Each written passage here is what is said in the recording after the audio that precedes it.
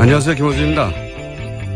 강원 강릉 화재 사고로 소방관 2명의 생명을 잃자 소방관들의 처우 개선이 필요하다는 기사가 주목을 받습니다. 이런 기사들은 매우 당연하면서도 또 한편으로는 씁쓸합니다. 지난 추경 당시 소방관 충원을 위한 예산안을 야당이 반대할 때 보수 매체는 공무원 누리기라고 비판했고 소수의 진보 매체는 야당 역시 소방관 충원을 대선에서 공약하지 않았냐며 모순을 지적했지만 나머지 대부분 매체들은 여야 충돌을 중계만 했죠. 누가 화냈다, 누가 무슨 말을 했고 누가 언제 사과할까 흥미진진 이런 기사 넘쳐났습니다. 사람이 죽고 나서 그 누구에게도 욕먹지 않을 도덕적 판관이 되어서 처우 개선을 말하는 건 쉽습니다. 근데 처우 개선을 뭘로 하나요? 돈으로 합니다. 소방관 처우 개선이 며칠 전 갑자기 필요하게 된 게 아니지 않습니까? 그 예산은 막으면 안 된다고 막아선 정치 세력을 진작에 비판했어야 하는 거 아닌가요? 기계적 중립이 저절로 공평무사를 담보하지 않습니다. 한 시대를 살아가며 유리하든 불리하든 정치적 입장이 없다는 건 비겁한 거 아닙니까? 세상만사 정치와 무관한 진공 상태라는 게 어디 존재하기나 합니까? 어디 한가운데쯤 있는 척 좀 그만했으면 합니다. 김호준 생각이었습니다.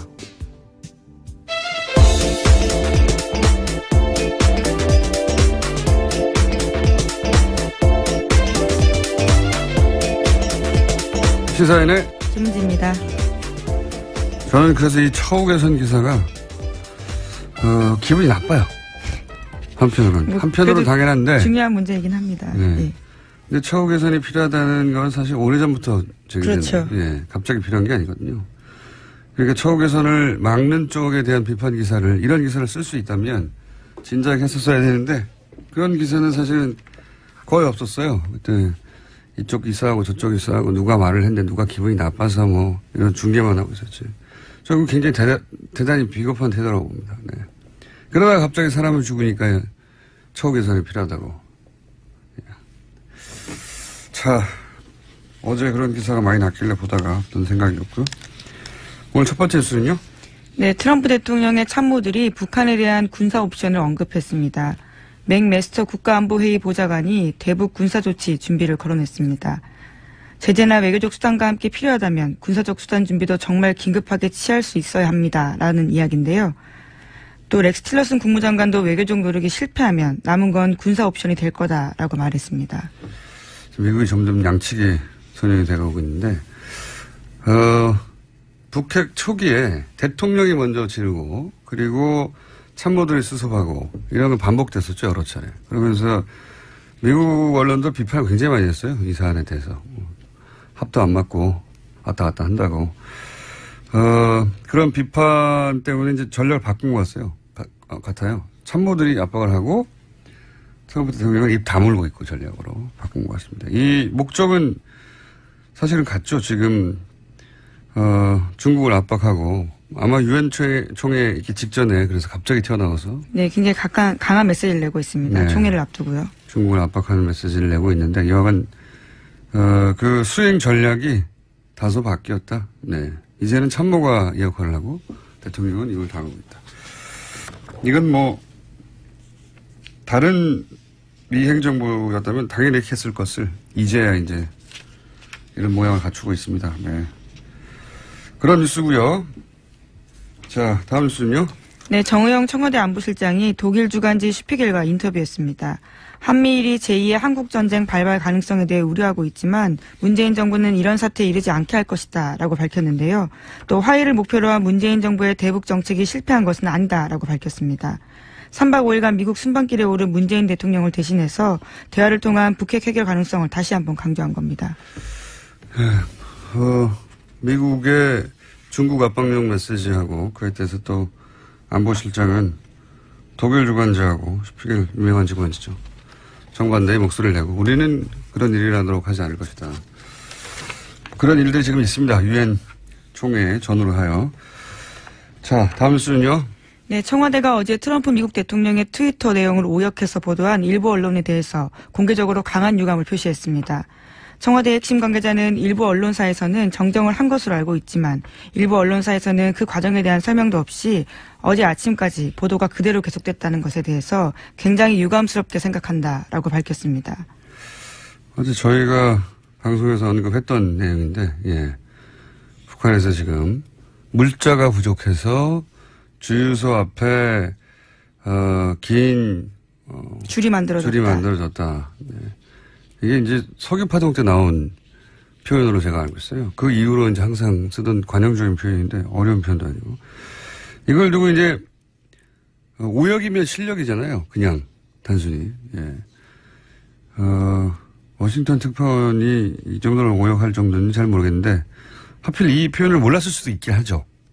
그래서 의도냐 아니면 의도치 않은 오역이냐는 제가 잘 모르겠는데 한 가지 비교적 분명하다고 보여지는 것은 뭐냐면 이 기사를 쓴 기자는 적어도 문재인 대통령의 안보관을 의심하는 사람이다 라고 생각이 드는 게 이 문장 하나만 달랑 나왔는데 long line forming in North Korea 하나가 나왔는데 트럼프가 문재인의 러시아 사업잔 송유한 사업잔을 끌어들여서 트럼프가 못마땅해야 한다는 상상까지 이어진 거잖아요.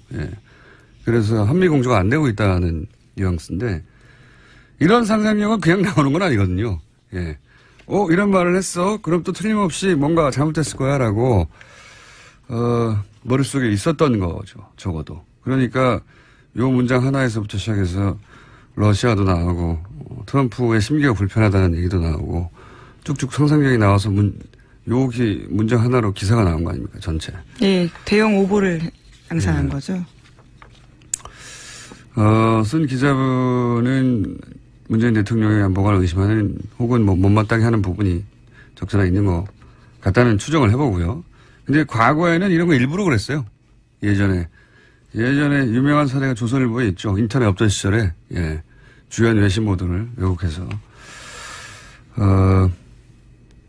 그 문장 한두 개를 가지고 뒤바꿔서 김대중 전 대통령 시절에 그런 거 잘했습니다. 그때 인터넷이 없으니까 혹은 인터넷이 아주 연결이 잘 안 되거나 또는 가입을 해야 해당 기사를 읽을 수 있구나. 그럴 경우에 접근도가 굉장히 낮았을 경우에 외신을 살짝 뒤틀어서 보도한 경우 정말 많았어요. 그거 찾아내는 게 제가 전문이었거든요. 자, 다음 뉴스는요. 네, 박근혜 정부에서 45년 된 중고 미군 헬기를 구입하면서 1,500억 원을 썼다라는 JTBC 보도가 나왔습니다. 이 헬기 한 대 가격이 58억 원인데요. 운영 부대까지 합치면 사업비가 총 1,500억 원에 달한다고 합니다. 심지어 지난달 합동참모본부 회의에서 성능 개량을 해도 수명을 담보할 수 없다면서 개량 사업에서 배제하기로 결정됐다고 하는데요. 산지 3년 만에 나온 결정입니다. 심지어 해당 헬기는 GPS가 연동된 항법 장치를 제거한 뒤 판매하면서 악천후 때와 해상 임무에는 투입되지 못하고 있을 정도로 노후한 기기라고 합니다. 이게 45년 된 거면 도입 기준으로 해서 한 70년대 무기거든요. 생각해보면 이거 포니 자동차 돌아다닐 때예요. 이게 그런데 그 포니 자동차가 제네시스 만든 시절에 수입된 겁니다. 이게 말이 안 되지 않습니까? 네. 제네시스를 이미 개발해서 움직일 정도의 시대에 와가지고 포니 타라고 들이댄 거거든요. 안 사야 되는 거군요. 절대. 이거 모르고 샀겠어요? 근데 이제 당시 문서를 뒤져보니까 그 결정 과정의 핵심 라인에 국방장관이 있었다. 네, 그런 보도도 있습니다. 네. 당시 국방장관이 김관진 전 국가안보실장입니다. 이분 이름이 요즘 자꾸 나오고 있어요. 네, 여기저기서. 댓글 부대 정식 교육도 시켰다는 데도 등장하지 않았습니까, 이분이? 네, 어제 더불어민주당 이철희 의원이 폭로한 사실인데요. 김광진 당시 국방장관이 2012년 대선 전에는 댓글 부대원들을 정식 교육시키고 댓글 후에는 또 댓글 부대를 격려 방문했다라는 폭로했습니다. 자주 등장하고 있습니다, 이분이. 이분 사드 기습배치와도 밀접한 관련이 있죠. 다른 거 다 떠나서는 이 사드 기습배치의 책임은 방산비리 차원에서 다룰 게 아니라 저는 반역죄로 처벌해야 된다. 왜냐하면은 지금 새 정부가 미국하고 중국 사이에 활용할 카드가 없어요. 사드 만약에 사드가 지금 배치지 않았다면 한미관계 혹은 뭐 한중관계 그리고 북핵 국면에서도 주요한 카드의 하나로 활용할 수 있겠죠. 지금 뭐 이미 배치돼 있으니까 임신이 아니냐 뭐 이런 얘기 그런 카드밖에 없거든요. 이 사드가 근데 로키드 마틴 사고잖아요. 예. 이 사드 기습 배치와 관련한 책임이 드러나는 사람은 저는 반역죄로 처벌해야 된다. 단순히 방산 비리가 아니라. 그리고 로키드 마틴 하면 이 로비로 유명하죠. 세계 1위 회사이기도 하지만 로키드 마틴은 공화당, 민주당 가리지 않고 응원합니다. 네. 그리고 선거가 있으면 미국 본토에 50개 주가 있잖아요. 미국 본토에서 출마하는 모든 후보를 후보네요. 군수업체가 워낙 돈이 많다 보니까. 죽이지 않습니까? 예. 네. 모든 후보를 다 누가 될지 모르니까. 그리고 그 회사를 미국 전역에 뿌려놔요. 47개인가 8개의 주에 회사가 있어요. 그러니까 모든 주의 이해관계를 만드는 겁니다. 죽이지 않습니까? 예. 이게 이제 로키드가 미 의회를 장악하는 방식인데 한국이 지난 10년간 보수 정권 시절에 전 세계에서 미국 무기 수입 1위 한 나라거든요. 그 무기 구입 의사 결정권자들을 로키드 마틴이 그만뒀을 리가 없다라고 저는 생각이 들고 그 첫 번째 단초가 되는 어떤 뉴스가 아닌가 싶어요, 저는. 예, 뭐 좋은 무기면 살 수도 있을 텐데요. 정말 이렇게 노후화된 무기를 사서 누가 탄다라고 생각했을 경우 굉장히 위험한 거고요. 또 세금 낭비가 이런 세금 낭비도 없습니다. 이 헬기가 심지어 2003년에 단종됐다는 거 아닙니까? 그렇죠. 이게 무슨 일입니까, 이게. 자, 그런 일이 있습니다. 저희가 미니가 또 하나 있기 때문에 블랙리스트 관련해서 또 추가 뉴스 있는 게 있는지 한번 체크하고. 네, 있습니다. 이명박 정부 시기에 국정원이 좌파 연예인 대응 TF를 만들었는데 MBC와 KBS에 관여했다는 바는 이미 말씀드린 바가 있습니다. 그런데 오늘 아침 보도를 보니까요. SBS에도 관여했다라는 건데요. 2010년 3월 국정원 TF에서는 SBS 쪽에다가 배우 김민선 씨의 출연 가능성을 원천 차단해달라고 요청했다고 합니다. 그러한 사실들을 보고해서 수뇌부에도 알렸다고 합니다. 여기서 국정원 TF는 지금 활동하는 국정원 TF가 아니라 이제 연예인들을 퇴출시키는. 예, 블랙리스트를 작동시켰던 TF입니다. 이명박 정부 시기에요. 거기서 이제 김선 씨를 원천 차단해달라고. 출연 가능성을 원천 차단해달라고 요청했고요. 오도 무섭네요. 원천 차단. 그래서 드라마국장과 총괄기획 CP가 캐스팅 배제를 약속했다라는 내용도 보고서에 담겨있다고 합니다. SBS를 그냥 뒀을 리가 없죠. 예. 그러니까 모든 방송국, 뭐 케이블 텔레비전도 마찬가지였다고. 네, 엠넷에는 김대동 쇼 방영 연기를 요청했고 결과적으로 김대동 씨가 자진 하차했다고 합니다. 알겠습니다. 이분들이 그래도 소송을 당한 건 아니잖아요. 그 소송 리스트 같은 거, 이분들은 이제 블랙리스트고 데스노트 같은 게 있을 것 같은데요. 왜 안 나오나 모르겠어요. 시간이 거의 다 됐는데 잠깐 언급하고 넘어갈 사건 중에 하나가 남경필 도지사 아들 마약건이 있죠. 네. 네, 어제 계속 실시간 검색 순위를 올라갔습니다. 네. 이 사법적 결과 수사기관과 사법부가 내릴 것이고 제가 뉴스를 보면서 그 정치적 효과 부분만 얘기하자면 최근 바른정당의 자강파들이 연속해서 타격을 입지 않습니까? 정치적 입장 계속 축소되고 있는데 사실 그 흐름은 황영철 의원까지 거슬러 올라가거든요. 그리고 왜냐하면 황영철 의원이 지금 자유한국당 혁신위의 류석춘 위원장 살생부에 올랐던 인물이에요. 네. 그리고 이제 다들 아시다시피 자강파의 대표적인 이훈 대표도 사퇴했고 그리고 유승민 자강파인 유승민 그리고 김무성 전 대표 대립이 있죠. 왜냐하면 유승민 대표가 비대위원장이 될 줄 알았는데 막아섰고 그래서 나오는 아이디어가 뭐냐면 남경필 체제로 가자는 거였거든요.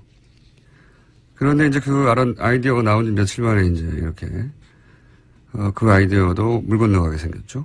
이게 이제 이런 흐름이 우연인지 아닌지는 제가 증거가 없어서 모르겠으나 적어도 자유한국당으로의 바른정당 흡수통합 혹은 내지는 개별 입당 가능성이 이전보다 상당히 높아졌다. 저는 정치의 효과는 그렇다고 봅니다. 자, 여기까지 하고요. 저희 이제 영장 해설 전담 판사이자 심심하면 등장하시는 분입니다. 지난 시간에 저희가 마무리 제대로 하지 못한 게 있어서 짧게 이정열 전 부산 판사님 전화 연결합니다. 안녕하십니까? 네, 안녕하십니까? 지난 시간에 저희가 잠시 연결했을 때 그 김명수 대법원장 청문회에서 등장한 질의 중에 이 질의는 어떻게 알았을까 하는 대목들이 있었거든요. 네. 네. 제가 짧게 하나만 들려드리겠습니다. 김영현 현 법무비서관이 인천지방법원 판사 재직 시절에 사표를 냈는데 수리가 늦어지자 후보자께서 법원 행정처의 모 고위 간부에게 전화를 해서 왜 사표 수리가 늦어지느냐, 도대체 이유가 뭐냐라고 압력성 전화를 했다. 장제원 의원의 질의 과정에 나온 건데요. 이게 일반 법관 혹은 법관은 모르겠고 더욱더 입법부의 의원이 알 수 있는 내용입니까 이게? 입법부 의원뿐만 아니라 누가 알겠습니까? 어떤 통화를 했고 전화를 했고 그런 사실을 통화 당사자 아니면 알 수 없는 거겠죠, 그거는. 더 나아가서 이제 법원 행정 이게 인사 관련인데요, 그죠?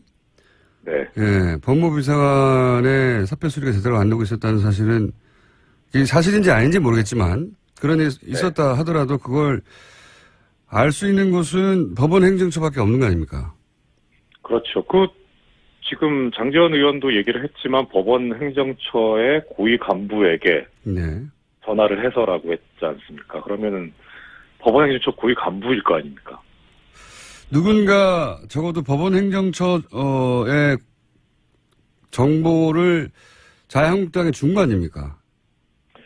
이게 지금 그것뿐만 아니라 상당히 의심이 가는 부분이 상당히 좀 많은데요. 네. 그러니까 지난번에 말씀 주셨을 때 제가 좀 특별히 의심이 가는 사람이 있다라고 말씀드렸었잖아요. 네네. 그 의심의 근거는 뭐였나요? 그분이 맡고 있는 법원 행정처 내 업무가 있고, 그다음에 여러 가지 지금 청문회 과정에서 나온 이제 공장장님께서 지적하신 대로 당사자가 아니면 알 수 없거나, 법원 행정처가 아니면 알 수 없거나. 예를 들면 이런 거거든요. 전국 법관 대표자 회의의 내용을 알고 있다든가, 혹은 인권법, 우리 법학회 몇 명씩 있냐, 이것도 알고 있고, 법원장 회의 내용도 알고 있고. 그렇죠. 그리고 심지어 또, 말씀 죄송한데, 심지어 주광덕 의원의 얘기 중에 이런 얘기도 나와요. 9월 3일 날 김명수 대법원장 후보자가 인사청문회 준비를 하기 위해서 이제 별도의 사무실을 꾸려가지고 준비를 하고 있는데, 9월 3일 날 인사청문회 준비 사무실로 법관들이 몇 명 방문을 했다고 합니다. 근데 그 방문한 사람이 누구인지도 알고 있더라고요. 대단하네요. 네. 제가 이 사안에 대해서 다시 한번 여쭤보려고 한 이유는 뭐냐면, 김명수 대법원장 임명을 막기 위해서 법원 내 누군가가 특정 정당과 결탁했다. 이거는 사실은 입법부, 사법부의 상권 분립에도 어긋날 뿐만 아니라 그런 정보를 누군가 법원 행정처 양승태 대법원장 체제하에서 줬다면 그건 큰 문제 아닌가요? 일단 공무상 비밀 누설이 될 수 있고 형사범죄가 될 수 있고, 그다음에 지금 이런 직무상 알게 된 비밀을 누설했기 때문에 그 과정에서 나오는 거 당연히 징계 사유가 되고요. 여기에 대해서 또 주광덕 의원이 상당히 의미심장한 얘기들을 많이 합니다. 지금 제 국회 속기록을 가지고, 회의록을 가지고 말씀을 드리고 있는데요. 여기에 보면은 지금 법관들로부터 얘기를 듣고 있다. 법관들로. 이런 얘기를, 그리고 그 다음에 공장장님께서 말씀하셨던 전국 법원장 회의가 있는데요. 그때 법원장 회의 때 회의록이 있냐 없냐를 가지고 청문회 초반에 상당히 여러 공방이 오갔었거든요. 근데 결국은 이제 회의록은 없다라고 법원행정처 기획조정실장이 얘기를 합니다. 그래서 아마 없는 것 같아요. 그리고 다만 이제 주광덕 의원이 뭐라고 얘기를 하냐면 여기에 관해서 계속 이제 녹음 파일이 있다는 얘기를 하거든요. 녹음 파일. 그러니까 이 기조실장이 뭐라고 얘기를 하냐면 회의록은 작성을 하지 않는데 근데 다만 그때 그 보고서를 만들기 위해서 심의관이 비공식적으로 녹음을 하기는 했다. 메모도 하고. 녹음한 사람이 좋네요. 자, 판사님. 저는 굉장히 그렇게는 말 못해요. 저는. 중요한 문제라고 생각하는데 아무도 거론하지 않아서 다시 한번 짚어봤고요. 오늘은 여기까지 해야 될 것 같습니다. 민이어서. 네. 다시 한번 시간을 마련하겠습니다. 저는 이 문제가 중요한 문제인 것 같아서요. 저도 그렇다고 생각합니다. 오늘 말씀 감사합니다. 예, 안녕히 계십시오. 이정열 판사였습니다. 자. 네. 안녕하세요. 예, 시사인 김은지였습니다. 감사합니다. 한반도 주변 정세가 아주 만만치 않습니다. 그래서 오늘은 미중 관계 전문가, 이 문제를 풀키를 중국이 쥐고 있다는 얘기를 많이 하고 있죠. 미중 관계 전문가, 연세대학교 국제대학원의 존 딜러리 교수를 스튜디오에 직접 모시고 이 문제 이야기 나눠보겠습니다. 안녕하세요. 안녕하세요. 이 질문부터 바로 드릴게요. 이 북핵 문제를 푸는 것은 결국 중국의 손에 달려있다. 중국의 역할이 중요하다. 이런 얘기를 우리나라에서도 하고 특히 트럼프 행정부도 합니다. 그런데 여기에 대해서 결의를 좀 달리 하시는 것 같은데 이 중국 역할에 대해서 어떻게 생각하시는지. Yeah, well, that's a good place to start. 좋은 아주 시작점인 것 같습니다. 사실 제가 지금 중국, 미국 관계 전문가인데 그런데 제가 중국이 이런 북한 문제 해결의 키가 아니다라고 하는 게 조금 아이러니하게 들릴 수도 있을 텐데요. 이것은 굉장히 널리 퍼진 오해입니다. 이거는 그 트럼프뿐만이 아니라 오바마 때도 역시 마찬가지로 이런 오해가 이제 있어 왔는데요. 굉장히 뿌리 깊은 그런 문제라고 생각을 합니다. 저는 문제 해결을 위해서는 문제의 뿌리가 뭔가, 여기서는 북한입니다. 이거를 먼저 봐야 되고요. 그 다음에 두 번째로는 중국과 그런 북한의 관계가 진짜 어떤 건가를 또 역시 봐야 된다고 생각을 합니다. 북한은 중국 사람들을 신뢰하지 않습니다. 그리고 북한 사람들이 중국 사람들이 북한에 대해서 그런 어떤 통제력을 갖고 있지도 않습니다. 북한 같은 경우에 역사적으로 볼 때 중국에 의지하지 않아왔고 또 의지하지 않으려고 굉장히 큰 노력, 많은 노력을 경주해 왔습니다. 저희가 냉전 시대를 갖다가 보면은 김일성이 특히 이제 러시아와 중국 사이를 왔다 갔다 하면서 이렇게 중국에 의지하지 않기 위해서 중국이 북한에 어떤 통제력을 가지지 않게 하기 위해서 굉장히 노력을 해왔고 그리고 이제 냉전이 끝나고 나서는 물론 좀 더 어려워졌지만 그것이 그럼에도 불구하고 계속 이렇게 중국과 거리를 유지하기 위한 노력을 끊임없이 해왔습니다. 김정은 같은 경우도요. 사실은 그 권력을 장악하자마자 아주 처음부터 굉장히 이 부분에 있어서 조심을 해왔습니다. 사실 우리가 지금 이제 시진핑도 그렇고 그 전에 후진타오도 그렇고 김정은이 이런 중국 지도자들과 같이 찍은 사진이 단 한 장도 없습니다. 이것이 지금 전혀 나오고 있지 않은데요. 이것을 봐도 김정은이 중국과의 관계를 어떤 식으로 끌고 가려고 하는지 잘 알 수가 있습니다. 그럼 왜 사람들이 이제 이런 얘기를 할까요? 왜냐하면 중국이 가지고 있는 어떤 경제적인 영향력 때문입니다. 사람들이 북한의 무역의 90%가 사실은 중국하고 이루어지고 있다. 그렇기 때문에 마음만 먹으면 북한을 갖다가 좌지우지할 수 있고 북한은 중국이 시키는 대로 하게 만들 수 있다. 이렇게 얘기를 합니다. 근데 그것이 왜 작동을 하지 않을까요? 사실은 이런 고통을 견뎌내는 고통을 갖다가 참아낼 수 있다라는 면에 있어서는 세계 어느 나라보다도 북한이 잘 할 겁니다. 최근에 푸틴이 이런 말을 했는데요. 아무리 핵무기를 포기하도록 강요를 받더라도 차라리 풀을 먹지 절대 이 강요에 의한 핵무기 포기는 안 할 것이다. 이렇게 얘기를 했습니다. 한번 90년대를 우리가 기억을 할 필요가 있을 것 같은데요. 그때 당시에 아마 세계 역사상, 그러니까 현대 우리가 겪어본 중에서 가장 최악의 기아를 북한이 겪었는데 그때 정권이 바뀌었습니까? 안 바뀌었죠. 김정일 물러나야 된다 이런 움직임이 있었습니까? 그렇지 않았죠. 정부의 북한 정부의 이데올로기가 바뀌었습니까? 전혀 그런 일이 있지 않았습니다. 만약에 북한이 90년대에 그런 상황을 살아남았다면은요, 지금 중국이 무역을 갖다가 조금씩 줄여가는, 경제적으로 이렇게 쪼여가는 그 정도 갖고는 아마 전혀 어떤 고통을 느끼지 않을 겁니다. 그래서 사람들이 얘기하듯이 이렇게 그 무역이나 경제적인 제재가 작동을 하지 않는 건 북한이 가진 그 독특한, 그 북한이란 나라의 독특한 체계, 즉 이런 북한의 그 독특한 상황을 살펴볼 필요가 있습니다. 그렇다면 이어서 지금 그 트럼프 행정부의 제재 핵심은 경제 제재인데 결국 6차 핵실험 이후에 또 추가적인 경제 제재가 안보리에 결의가 됐는데 이런 대북 경제 제재는 소용이 없을 거라고 보시겠네요? 제가 보기에 이런 제재가 뭐 소용없는 걸 넘어서서 오히려 역효과를 갖고 오는 지금 지경에 다다른 것 같습니다. 유엔 그 안보리 결의안 2371, 2375 이렇게 최근에 이제 발의가 됐는데요. 이것이 이제 이미 제재를 넘어서 그 무역 금지까지 지금 가고 있는데 지금 이번에 그 포함된 그런 그 경제 제재에 포함된 품목이 해산물하고 섬유입니다. 근데 지금 아마도 모든 사람들이 지금 북한에서 그 합법적으로 지금 정상적으로 그 일반 북한 주민들이 참가하고 있는 경제 활동이 이게 아마 중심일 거다. 해산물이랑 섬유 이런 거에 대해서는 아마 다 동의를 하실 겁니다. 물론 여기서 어느 정도 이제 군사적인 데로 돈이 들어가는 것도 있겠지만 섬유 공장에서 이렇게 일반 북한 주민들이 한 경제 활동들이 이것이 핵실험으로 돈이 간다? 별로 그럴 것 같지는 않습니다. 지금은 이미 제재를 넘어서서 북한 경제를 부분별로 완전히 지금 파괴하는 그런 데까지 지금 가고 있는데요.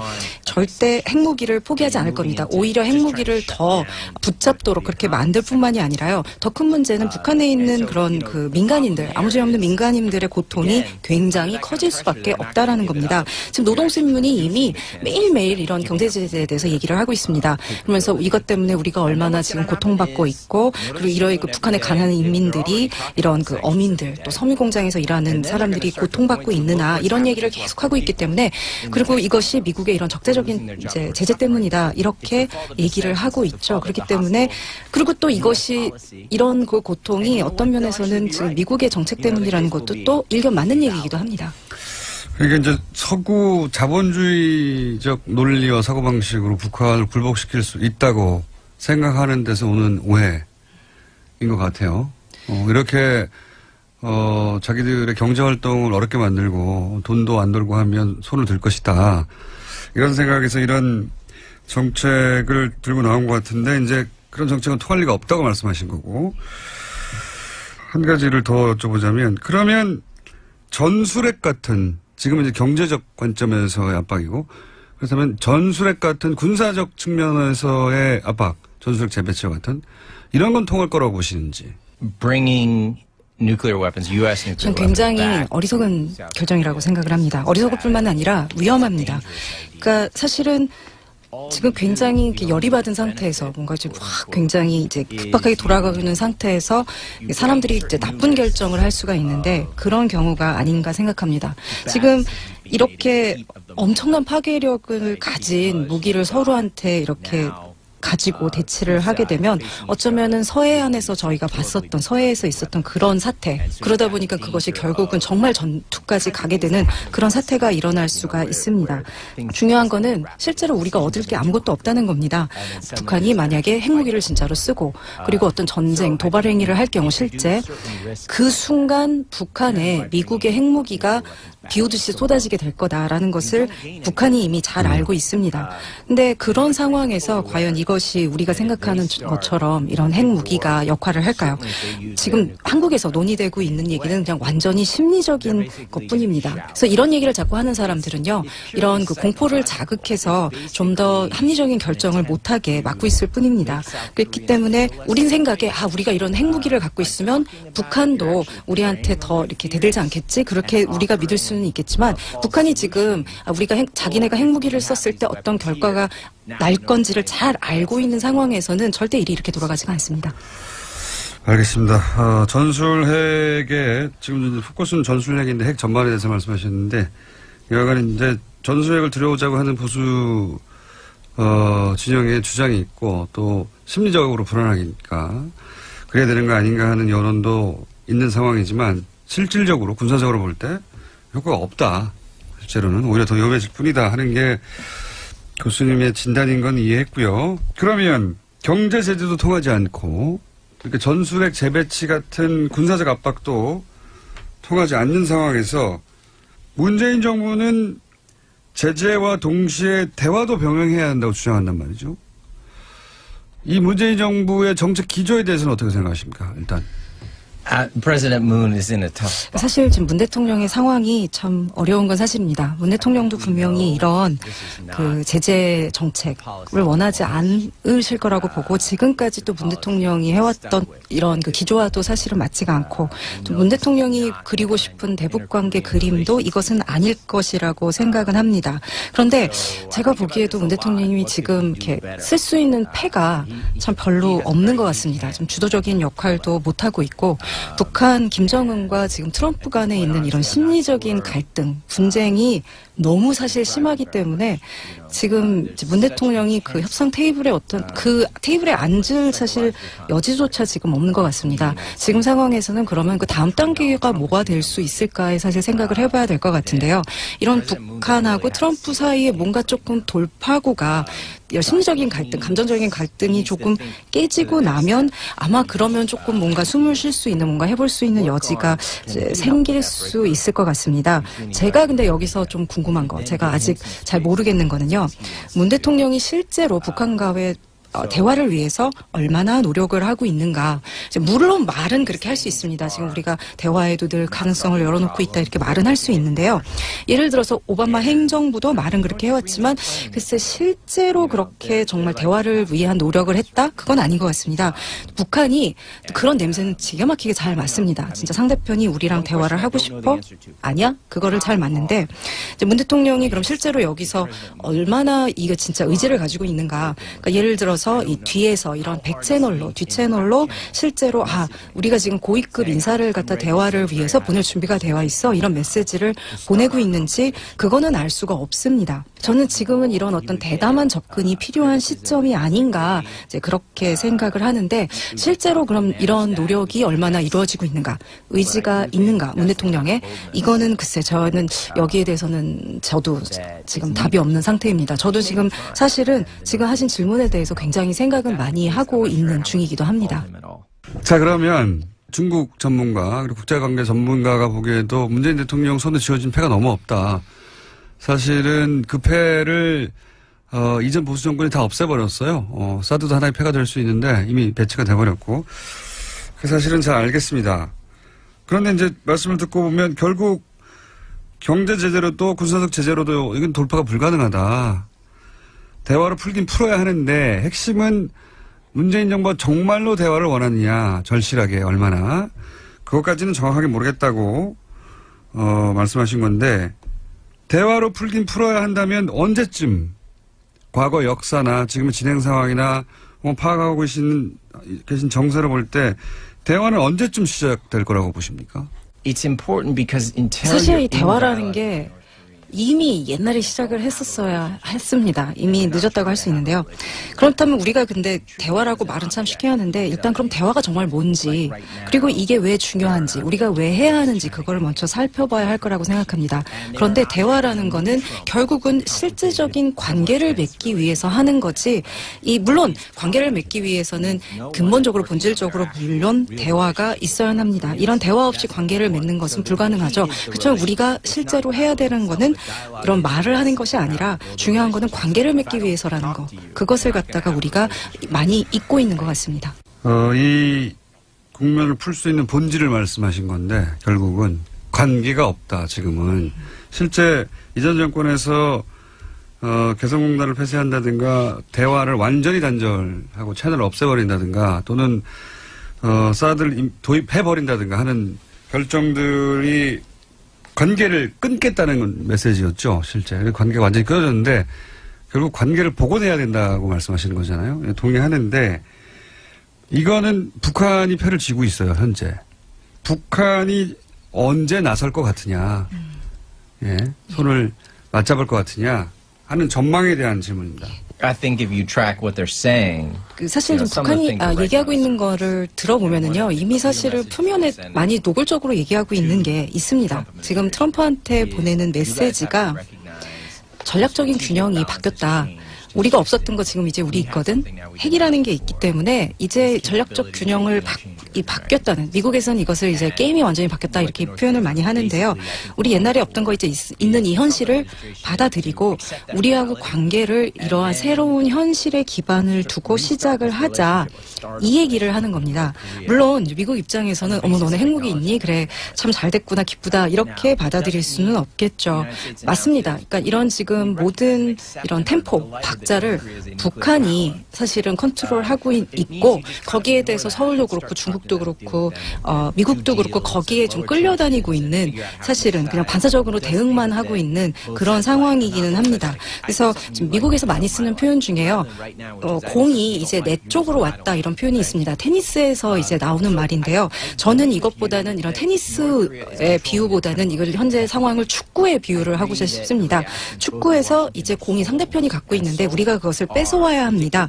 그래서 우리가 공을 가지고 북한이 우리 쪽에 이렇게 좀 끌려올 수 있도록, 우리가 당길 수 있도록 그렇게 해야 됩니다. 그럼 이제 어떻게 해야 될까요? 역시 대화밖에 없을 텐데요. 지금 사실은 북한은 한국이 아니라 완전히 미국에 지금 집중하고 있는 상태입니다. 사실 북한 역사에서 이런 상황이 북한한테 기회가 주어진 적이 없었어요. 미국이 정말 온전히 북한에 이렇게 관심을 보여주고 있을 때 CIA가 북한 문제로 매일 대통령한테 보고를 하고, 미국 언론도 매일 이 문제를 얘기를 하고, 모든 사람들이, 미국의 국민들이 뭔지는 잘 모르지만 EMP라는 굉장히 끔찍한 무기가 있는데 이게 지금 당장 우리 도시 위에서 덴버에서 샌디에고에서 터질 수도 있어 막 이렇게 다들 두려워하고 있습니다. 북한이 역사적으로 기다려왔던 꿈이 실현된 건데요. 그렇기 때문에 결국은 이 공을 훔치는 작업이 미국에서 이루어져야 됩니다. 실제로 지금 미국에서 이제 매티스가 이런 일을 할 거다 얘기도 있고, 어쩌면 우리가 전혀 모르는, 그러나 대통령의 신뢰를 받는 누군가가, 고위 인사가 우리가 모르는 조용한 이런 대화를 이제 시도할지도 모르는 얘기가 있는데요. 이런 게 만약 근데 일어난다면, 실제로 벌어진다면 문재인 대통령, 문재인 행정부는요, 여기에 얼른 뛰어들 준비, 최대한 빨리 뛰어들 준비를 하고 있어야 합니다. 그래서 이거 시작되는 대로 또 역시 북한과 남한 간의 어떤 관계가, 대화가 시작될 수 있도록 만반의 준비를 하고 있어야 한다고 생각합니다. 알겠습니다. 전반적으로 동의하고요. 한편으로는 트럼프는 이 상황을 즐기고 있다는 인상도 저는 개인적으로 받아요. 그러니까 마치 쿠바 사태를 해결한 케네디처럼 자신이 이 상황을 해결하는 역사의 구세주로 등장하고 싶어서 오히려 이 긴장을 즐기고 강화시키고 하는 면도 없지 않아 있는 것 같다. 없지 않아 있는 게 아니라 있는 것 같다. 매우 많이. 라는 저는 인상을 받는데, 이 말씀을 드리는 이유는 트럼프 대통령 캐릭터에 대해서는 어떻게 분석하신지. 왜냐하면 지금 상황에서 이 돌파구를 만들어내는 건 트럼프 행정부에 달렸다고 하시니까, 과연 트럼프 대통령이 어떤 캐릭터이라고 생각하시는지, 그 캐릭터에 따른 결정들이 나올 텐데, 저는 그래서 한편으로는 이런 극적인 걸 좋아해서 긴장을 최고로 키운 다음에 어느 순간 갑자기 해결책을 던질 수도 있다, 역설적으로. 이런 생각도 하거든요. I agree. I think that's insightful 사실 observation. 미국 사람들이 이런 큐바 사태에 대해서 지금 얘기를 많이 하고 있습니다. 근데 이게 또 큐바 사태가 왔나 봐 하고 얘기를 하는데, 분명 두려움도 있지만 또 어떤 흥분도 그 안에서 같이 감지가 됩니다. 정말 트럼프 대통령이 이 순간을 즐기고 있다라는 그 판단 맞다고 생각하는데요. 나 이제 진짜 대통령 된 것 같아. 나 이제 여기 앉아서 이 수천 명의 목숨을 갖다 좌지우지하고 있어. 멋져. 아마 이러고 있지 않을까 합니다. 사실 트럼프 대통령의 커리어를 갖다 쭉 보면은요, 사실은 사업가라기보다도 배우였습니다. 이 사람이 미디어를 어떻게 다루는지, 어떻게 하는지를 봤을 때 이 사람은 훌륭한 연극 배우이지 사실 사업가가 아니라고도 할 수 있는데요. 여기에 있어서 정말 탁월한 사람입니다. 이것 때문에 이 모든 사람들의 기대와 예상을 깨고 대통령이 될 수가 있었던 건데요.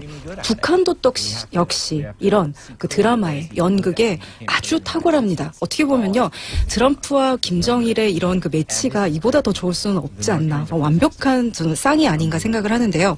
제 개인적인 사실은 정치적인 그런 견해나 이런 것 때문에 제가 정말 이 얘기를 하기가 싫은데, 북한 문제에 있어서는 어쩌면 지금 이 북한 문제를 다룰 그 상대편이 다른 사람이 아니라 트럼프라는 게 어쩌면 다행일지도 모른다. 저는 이런 생각까지 합니다. 아직 이런 시나리오가 이제 거기까지는 진전이 되지 않았을 수도 있는데요. 이러한 긴장이 여기서 더 한 차원 더 수위가 계속 높아진다. 그러면은 어느 순간에 어쩌면 김정일하고 트럼프가 이제 그 다음 단계의 어떤 정말 굉장히 극적인 그런 굉장히 드라마틱한 그런 연출을 할 수도 있는데요. 그 다음 단계는 수소폭탄이 아니라 어쩌면 셀카가 될 수도 있습니다. 그래서 제가 보기에 트럼프 대통령의 스타일이나 성격, 캐릭터를 봤을 때 이런 시나리오로 아주 극적인, 굉장히 드라마틱한 그런 대로 이제 흘러가지 않을까. 그 후에 또 그것을 갖다 기반으로 해서 새로운 역동이 펼쳐지지 않을까. 그것도 분명히 가능성이 있는 일이라고 생각을 합니다. 저도 동의하고요. 제가 말씀드린 대로 클라이막스의 주인공이 되고 싶은 거죠. 예.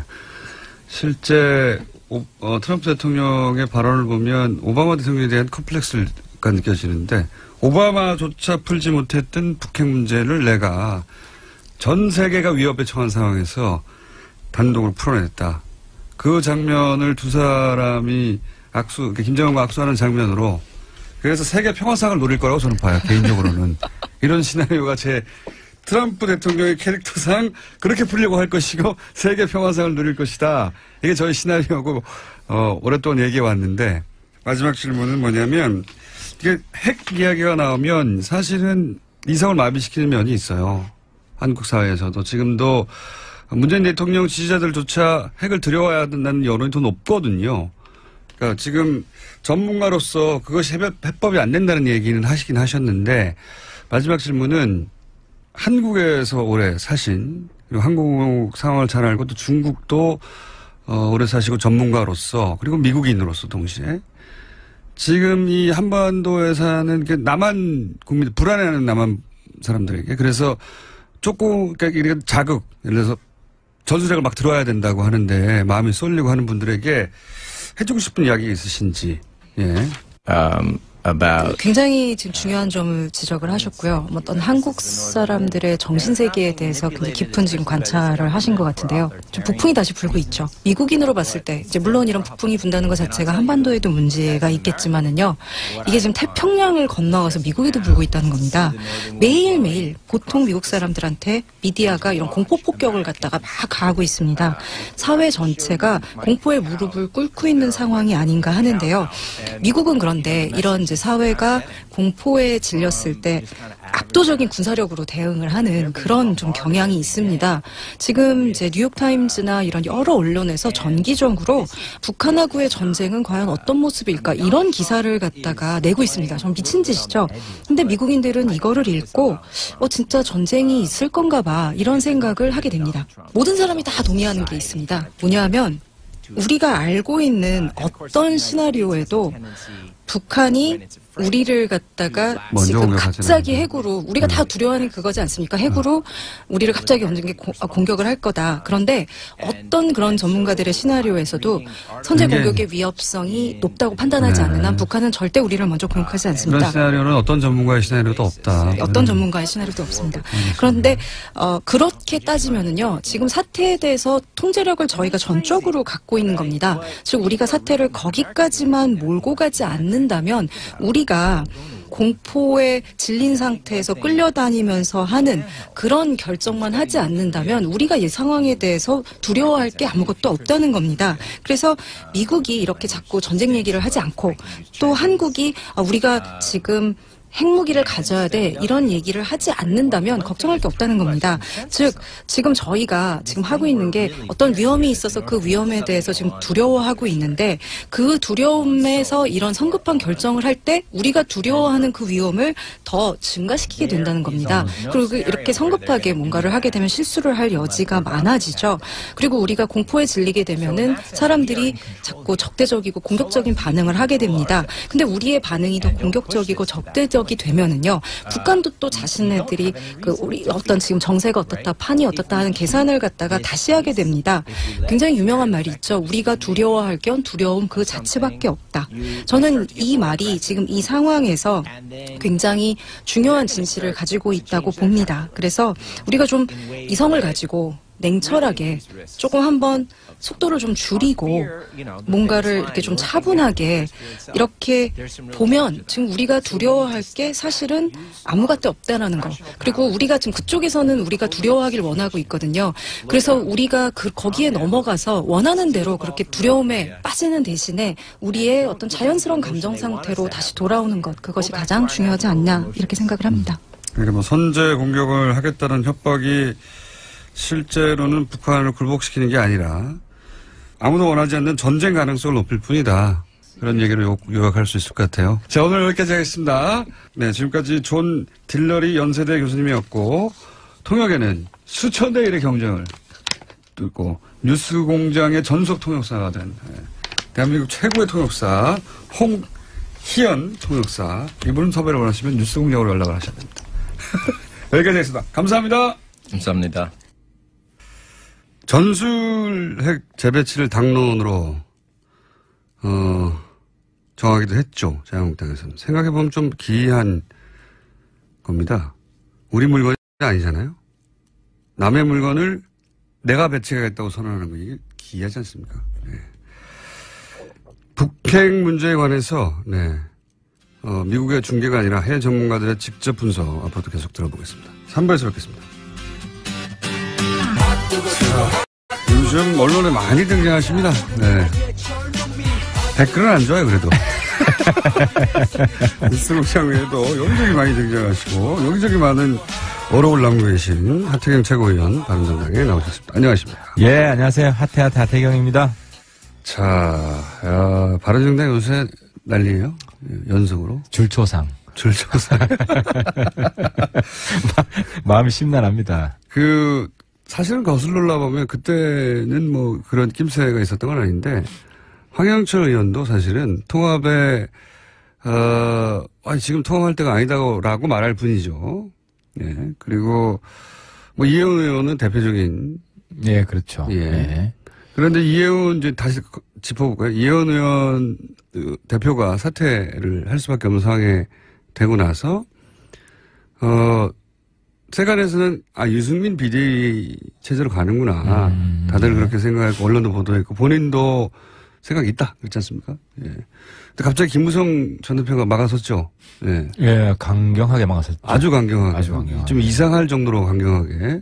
그러면서 유승민 사당이라고 하는 제가 보기에는 납득할 수 없는 이유로 명분을 내세워서 막아섰어요. 그래서 통합파하고 이 자강파가 대립구도를 형성하고 뭐 이런 얘기 쭉 나오다가 중간에 툭 나온 얘기가 뭐냐면 이렇게 양축이 부딪혀서 크게 파열음이 나면 안 되니까 남경필 도지사 같은 좀 유화적이고 근데 그분도 자강파잖아요. 그렇죠. 우리 당을 지켜주는 분이죠. 예. 가장 먼저 탈당했었고 가장 대표적인 초기의 자강파인 분인데 그럼 이제 남경필 도지사로 그런 체제로 가려나 하는 전망이 하루 이틀 있자마자 남경필 도지사의 아들 마약 문제가 팡 터졌죠. 이게 다 우연일 수 있습니다. 우연일 수 있습니다.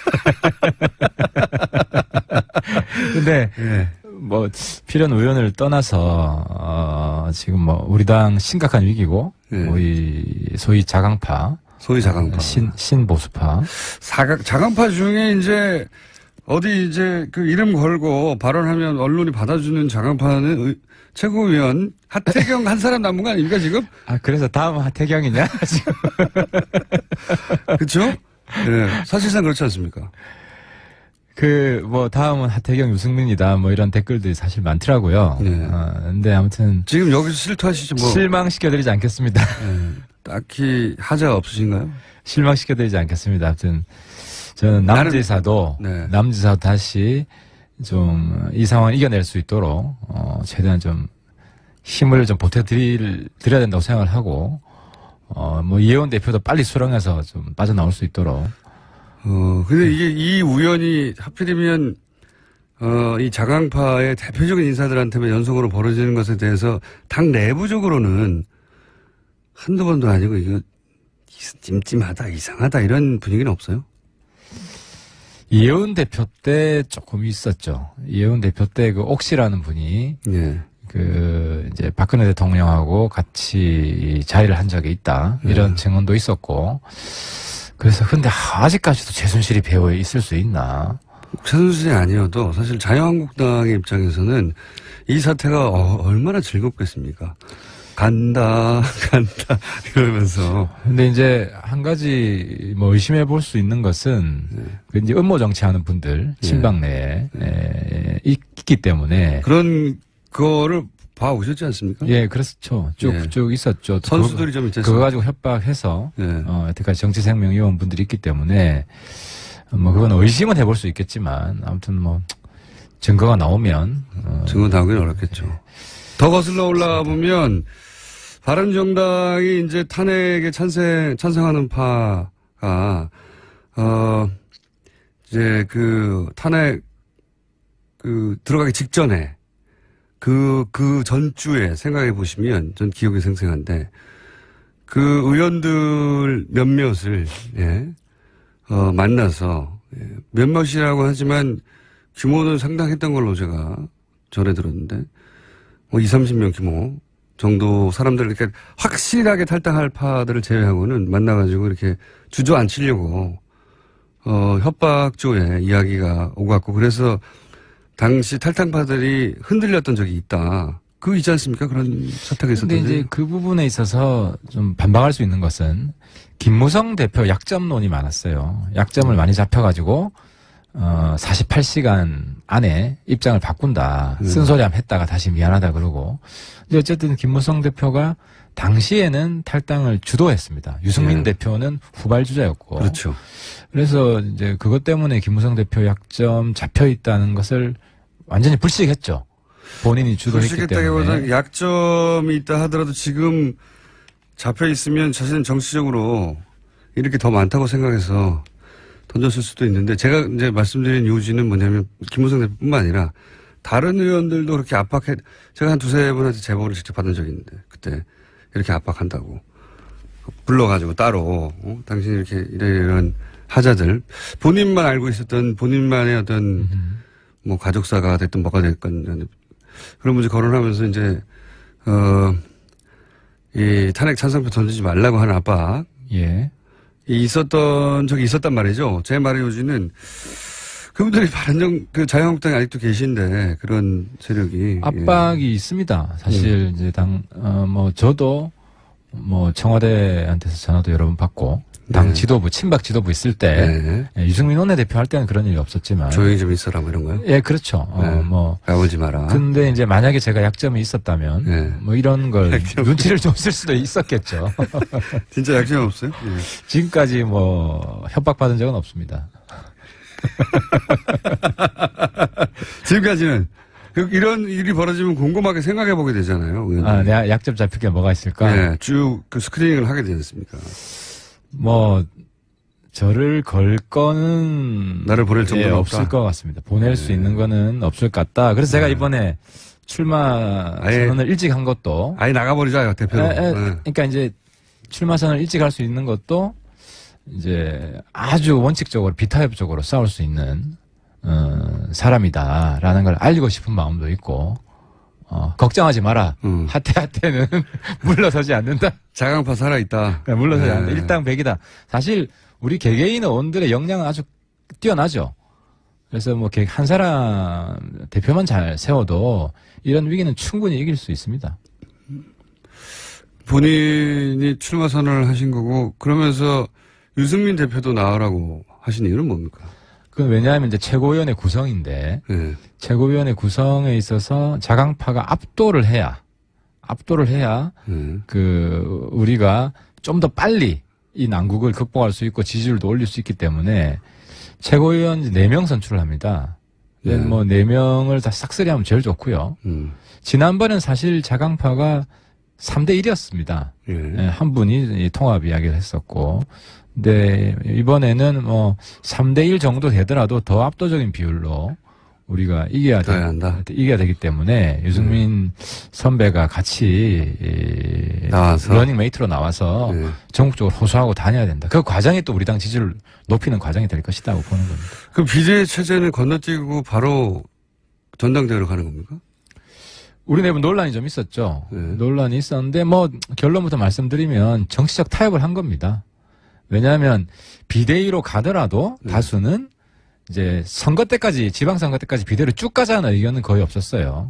그럼 어차피 또 해야 되니까. 그렇지. 어차피 또 해야 되니까 빨리 하는 게 안정화될 수 있다. 비대위 돼가지고 또 우리 치고받고 싸우면 지지율만 떨어지고. 전당대회는 언제 합니까? 그래서 11월 지금 이제 선관위 이달 중에 구성을 하고 11월 13일 날 이제 대표를 뽑는 겁니다. 그렇다 하더라도 거의 2달 가까이 남았네요. 예. 그러면 지금 소위 자강파의 플랜은 이 그 대표뿐만 아니라 지도부 자체를 자강파로 채우자. 석권하자. 예. 근데 자강파로 분리된 의원님이 또 얼마나 계십니까? 예를 들면? 예를 들어 지금 우리 지도부 중에서는 뭐 정운천 의원. 정운천 의원은 뭐 저랑 뜻을 전적으로 같이 하고요. 그리고 지상욱 의원. 지상욱 의원은 사실 저에 비해 색깔이 훨씬 더 강경 보수예요. 그럼에도 불구하고 자강파고. 우리 지상욱 의원은 지난번에도 성적이 나쁘지 않았어요. 중간에 이제 스스로 가족사 때문에. 그래서 안타까운 면도 있고 저는 꼭 나오셔야 된다고 생각을 하고. 그리고 뭐 김세현 의원도. 근데 김세현 의원은 지금도 당연직 최고위원이기 때문에 어떤 본인이 좀 고민이 될 겁니다. 반면에 통합파를 이끌고 있는 김무성 전 대표는 나옵니까? 저는 당당하게 나오셔서 본인이 왜 통합을 주장하는지 국민들과 당원들한테 심판을 받아봤으면 좋겠어요. 근데 제가 그분하고 대화하면 논리가 솔직히 이해가 안 되거든요. 예를 들면 어떤 주장을 합니까? 안보론이에요. 안보론. 그러니까 안보가 문재인 정권이 감당하기 힘든 정도까지 간다. 그래서 정말 구국의 심정으로 보수가 단결해야 되는 상황이 올 것이다. 뭐 이런 논리예요. 본인은 뭐 그걸 확신을 해요. 확신을 하는데 저는 물론 그런 상황이 오면 그럴 수도 있겠지만. 그러니까 안보가 너무 위태롭기 때문에 자유한국당과 합쳐야 된다는 거잖아요. 한마디로. 그렇죠. 친박이 문재인 정권이 친박보다 더 무능하게 국민들이 판단하는 시점이 온다고 이런 판단하고 계시더라고요. 그런데 김무성 전 대표가 탈당할 때 새누리당 지금의 자유한국당에 대해서 얼마나 비난을 했습니까, 공개적으로. 그 재산 관련해가지고도 당의 재산이 다 이거 군사정권 시절에 물려받은 거라부터 시작해서 무수한 비난을 쏟아부었잖아요. 하나도 안 변했는데 다시 돌아간다는 게 재밌습니다, 저는 정치인들이. 재밌죠. 그런데 이제 김무성 대표는 이제 정치적으로 자꾸 계속 살아남아 있는 이유가 뒷담화를 안 깝니다. 그러니까 본인의 생각을 솔직하게 다 이야기를 해요. 그러니까 저는 참 이해가 안 되는데 제 기준으로는 그게 제가 보기에는 그분 앞에서 내가 솔직하게 얘기한다고 하는 연기력이 출중하신 거 아니에요? 근데 이제 이런 이야기를 하시는 거예요. 우리가 이제 탈당해서 나온 거는 본인이 탈당해서 나온 거는 반기문 꽃가마 태우려고 한 거예요. 꽃가마 태우려고 한 건데 그건 이제 뭐 지나갔으니까 그리고 기본적인 그 보수 이념은 다르지 않다. 친박이 있는 거 빼고는. 그러니까 이제 이런 논리를 주장하시는 거는 솔직한 거죠. 솔직한 거고. 솔직한 거로 보여지는 그 뒤에 말 못할 사정이 있는 거 아닙니까? 그렇더라도 포장하는 능력은 정치적 능력이죠. 그래서 뭐 우리 당이 깨질 수가 있다는 이야기를 본인 입으로 해요. 하기 때문에. 깨겠다는 얘기인 것 같은데요.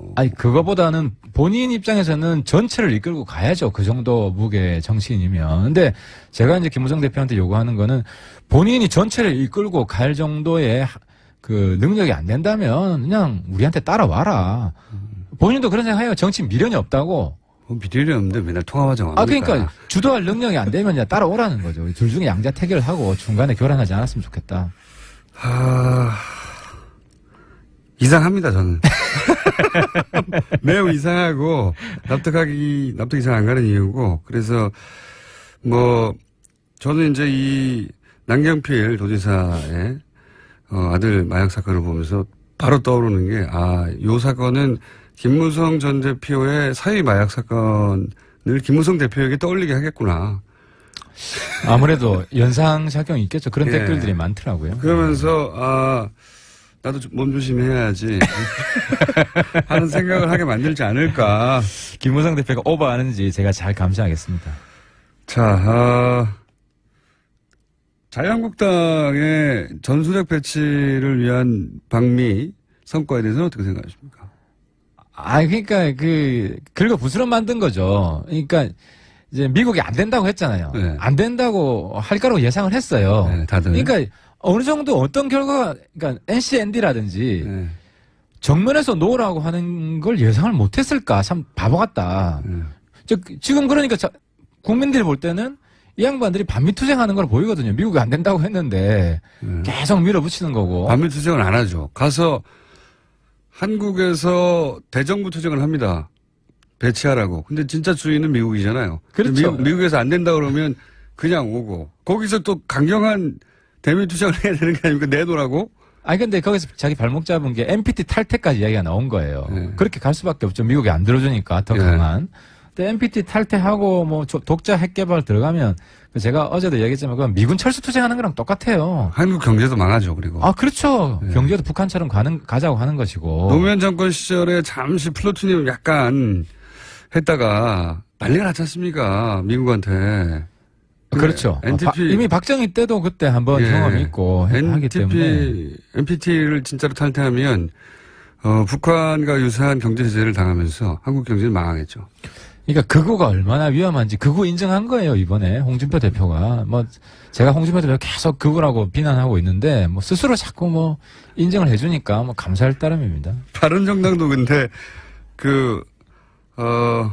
전술핵 재배치 하자고 하지 않습니까? 일부가 있죠. 우리 이제 내부에는 파가 나눠져 있는데 그냥 NCND로 하자. 찬반 입장을 밝히지 말자. 그리고 저처럼 잠수함에서 30분이면 핵 쏘는데 그러니까요. 굳이 우리 땅에 핵을 갖다 놓냐. 동해에서 쏘나. 그렇죠.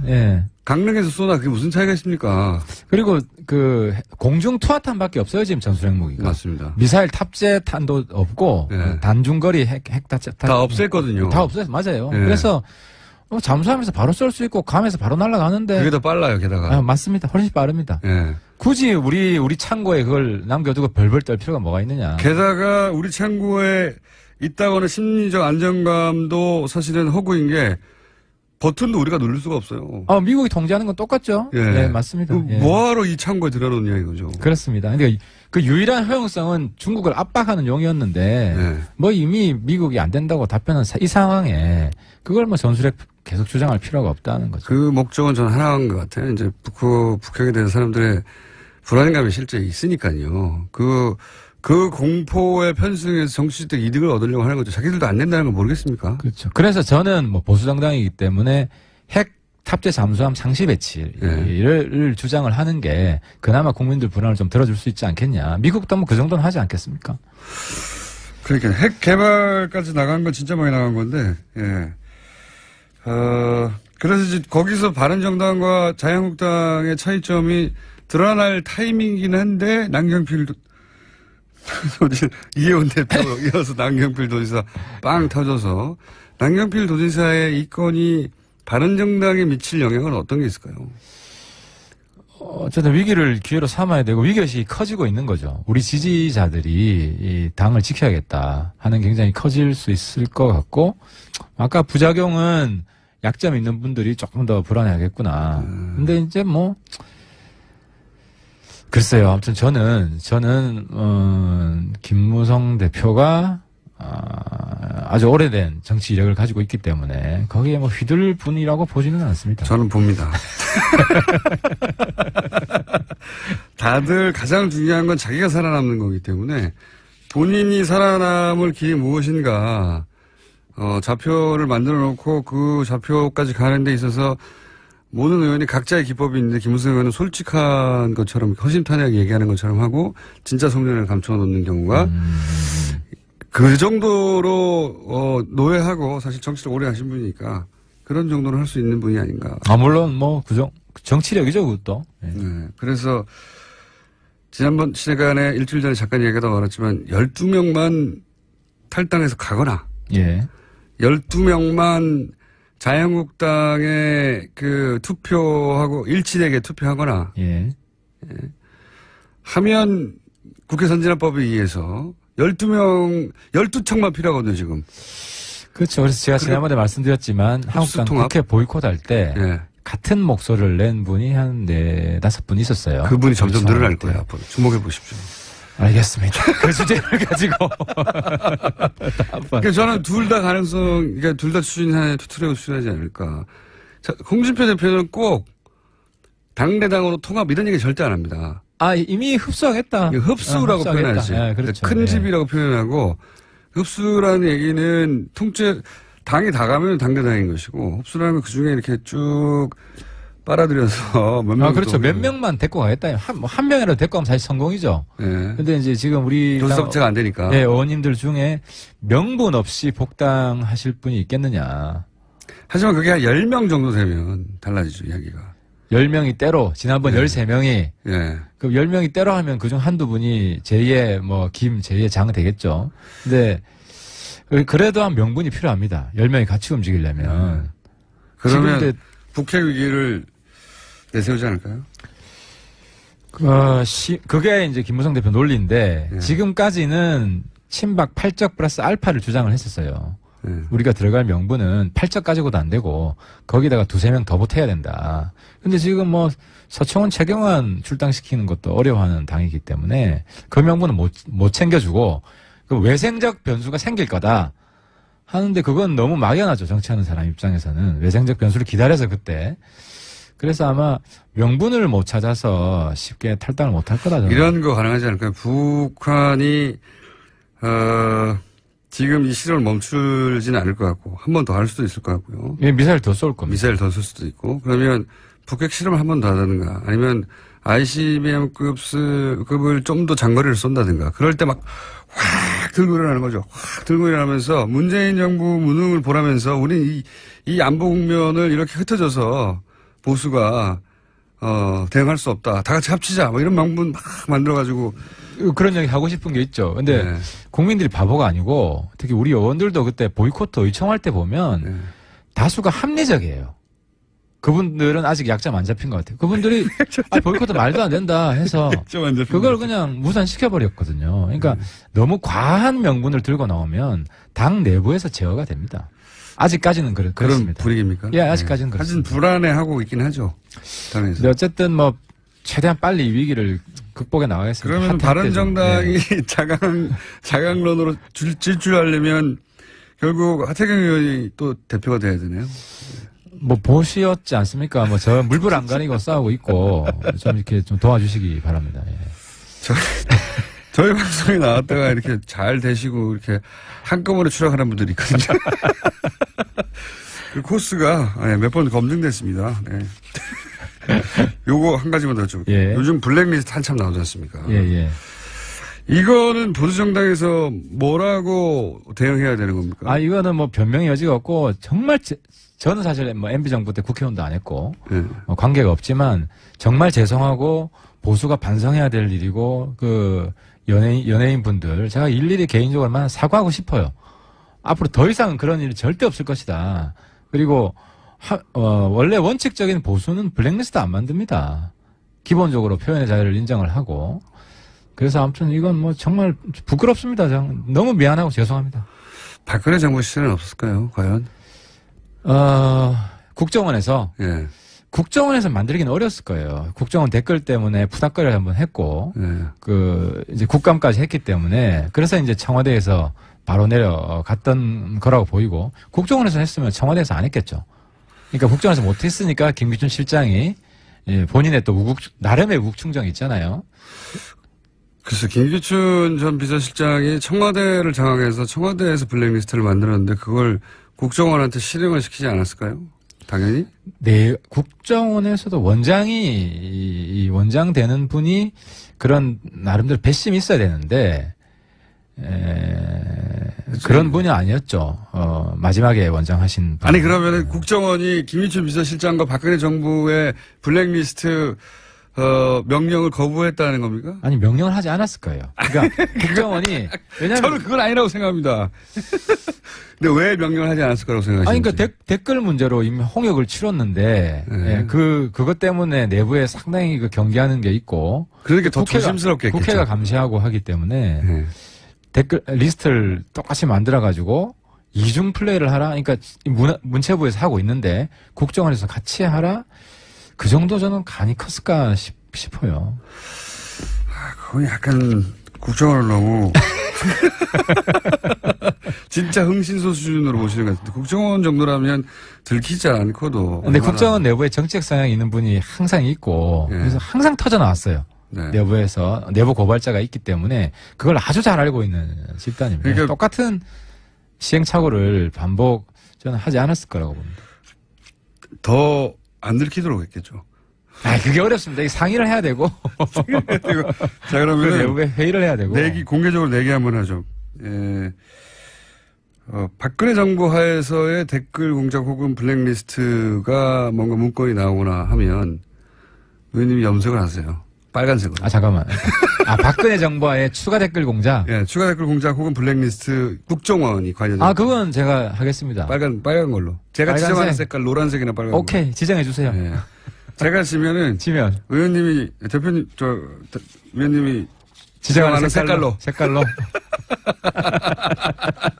여기까지 하겠습니다. 예, 감사합니다. 지금까지 바른정당의 하태경 최고위원이었습니다. 감사합니다. 예, 감사합니다.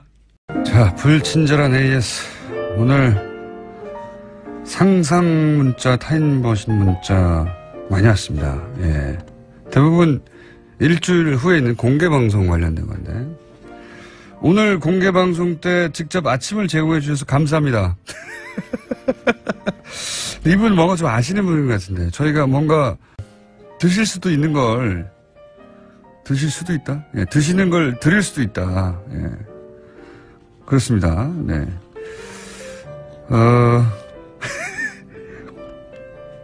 세종문화회관 대강당에서 뉴스공장 20주년 기념 생방송에 다녀왔어요. 이런 문자가 요즘. 예. 심지어는 캐나다 토론토 1주년 기념 방송. 네. 많습니다. 이런 문자가. 엄청 많은데, 이런 문자는 아무것도 아니에요. 오늘 아침에 타임머신 타고 온 분이 있어요. 오늘 아침에 오늘이 생방 중인지 알고 일주일 남았는데 이번 주 화요일 아니에요? 그러고 오신 분이 있습니다. 그래서 그분과 단독으로 사진도 찍고 수고하셨다고 멀리서 오셨던데 잘 조심해서 내려가시기 바랍니다. 일주일 먼저 문자 보내는 게 아니고 일주일 먼저 오신 분도 있었습니다. 다음 주 화요일 7시 5분에 공개방송 합니다. 네, 많이들 와주시고, 저희, 게스트들 대부분 잠깐이라도 등장해서 스쳐 지나갈 겁니다. 그러니까, 그날 뵙겠습니다. 네, 그리고 간식도 저희가 준비, 할 수도 있습니다. 네. 다음 주 화요일이에요. 그날 뵙겠습니다. 칼플라이 사회경제연구소 가입자 좀 늡니까 다시? 확 줄어졌잖아요. 확 줄어요. 줄지도 않았고 늘어나지도 않고. 그래봐야 그저 그렇습니까? 그래봐야 한 자리 숫자이긴 한데 그래도 2명과 6명은 다르잖아요. 그렇죠.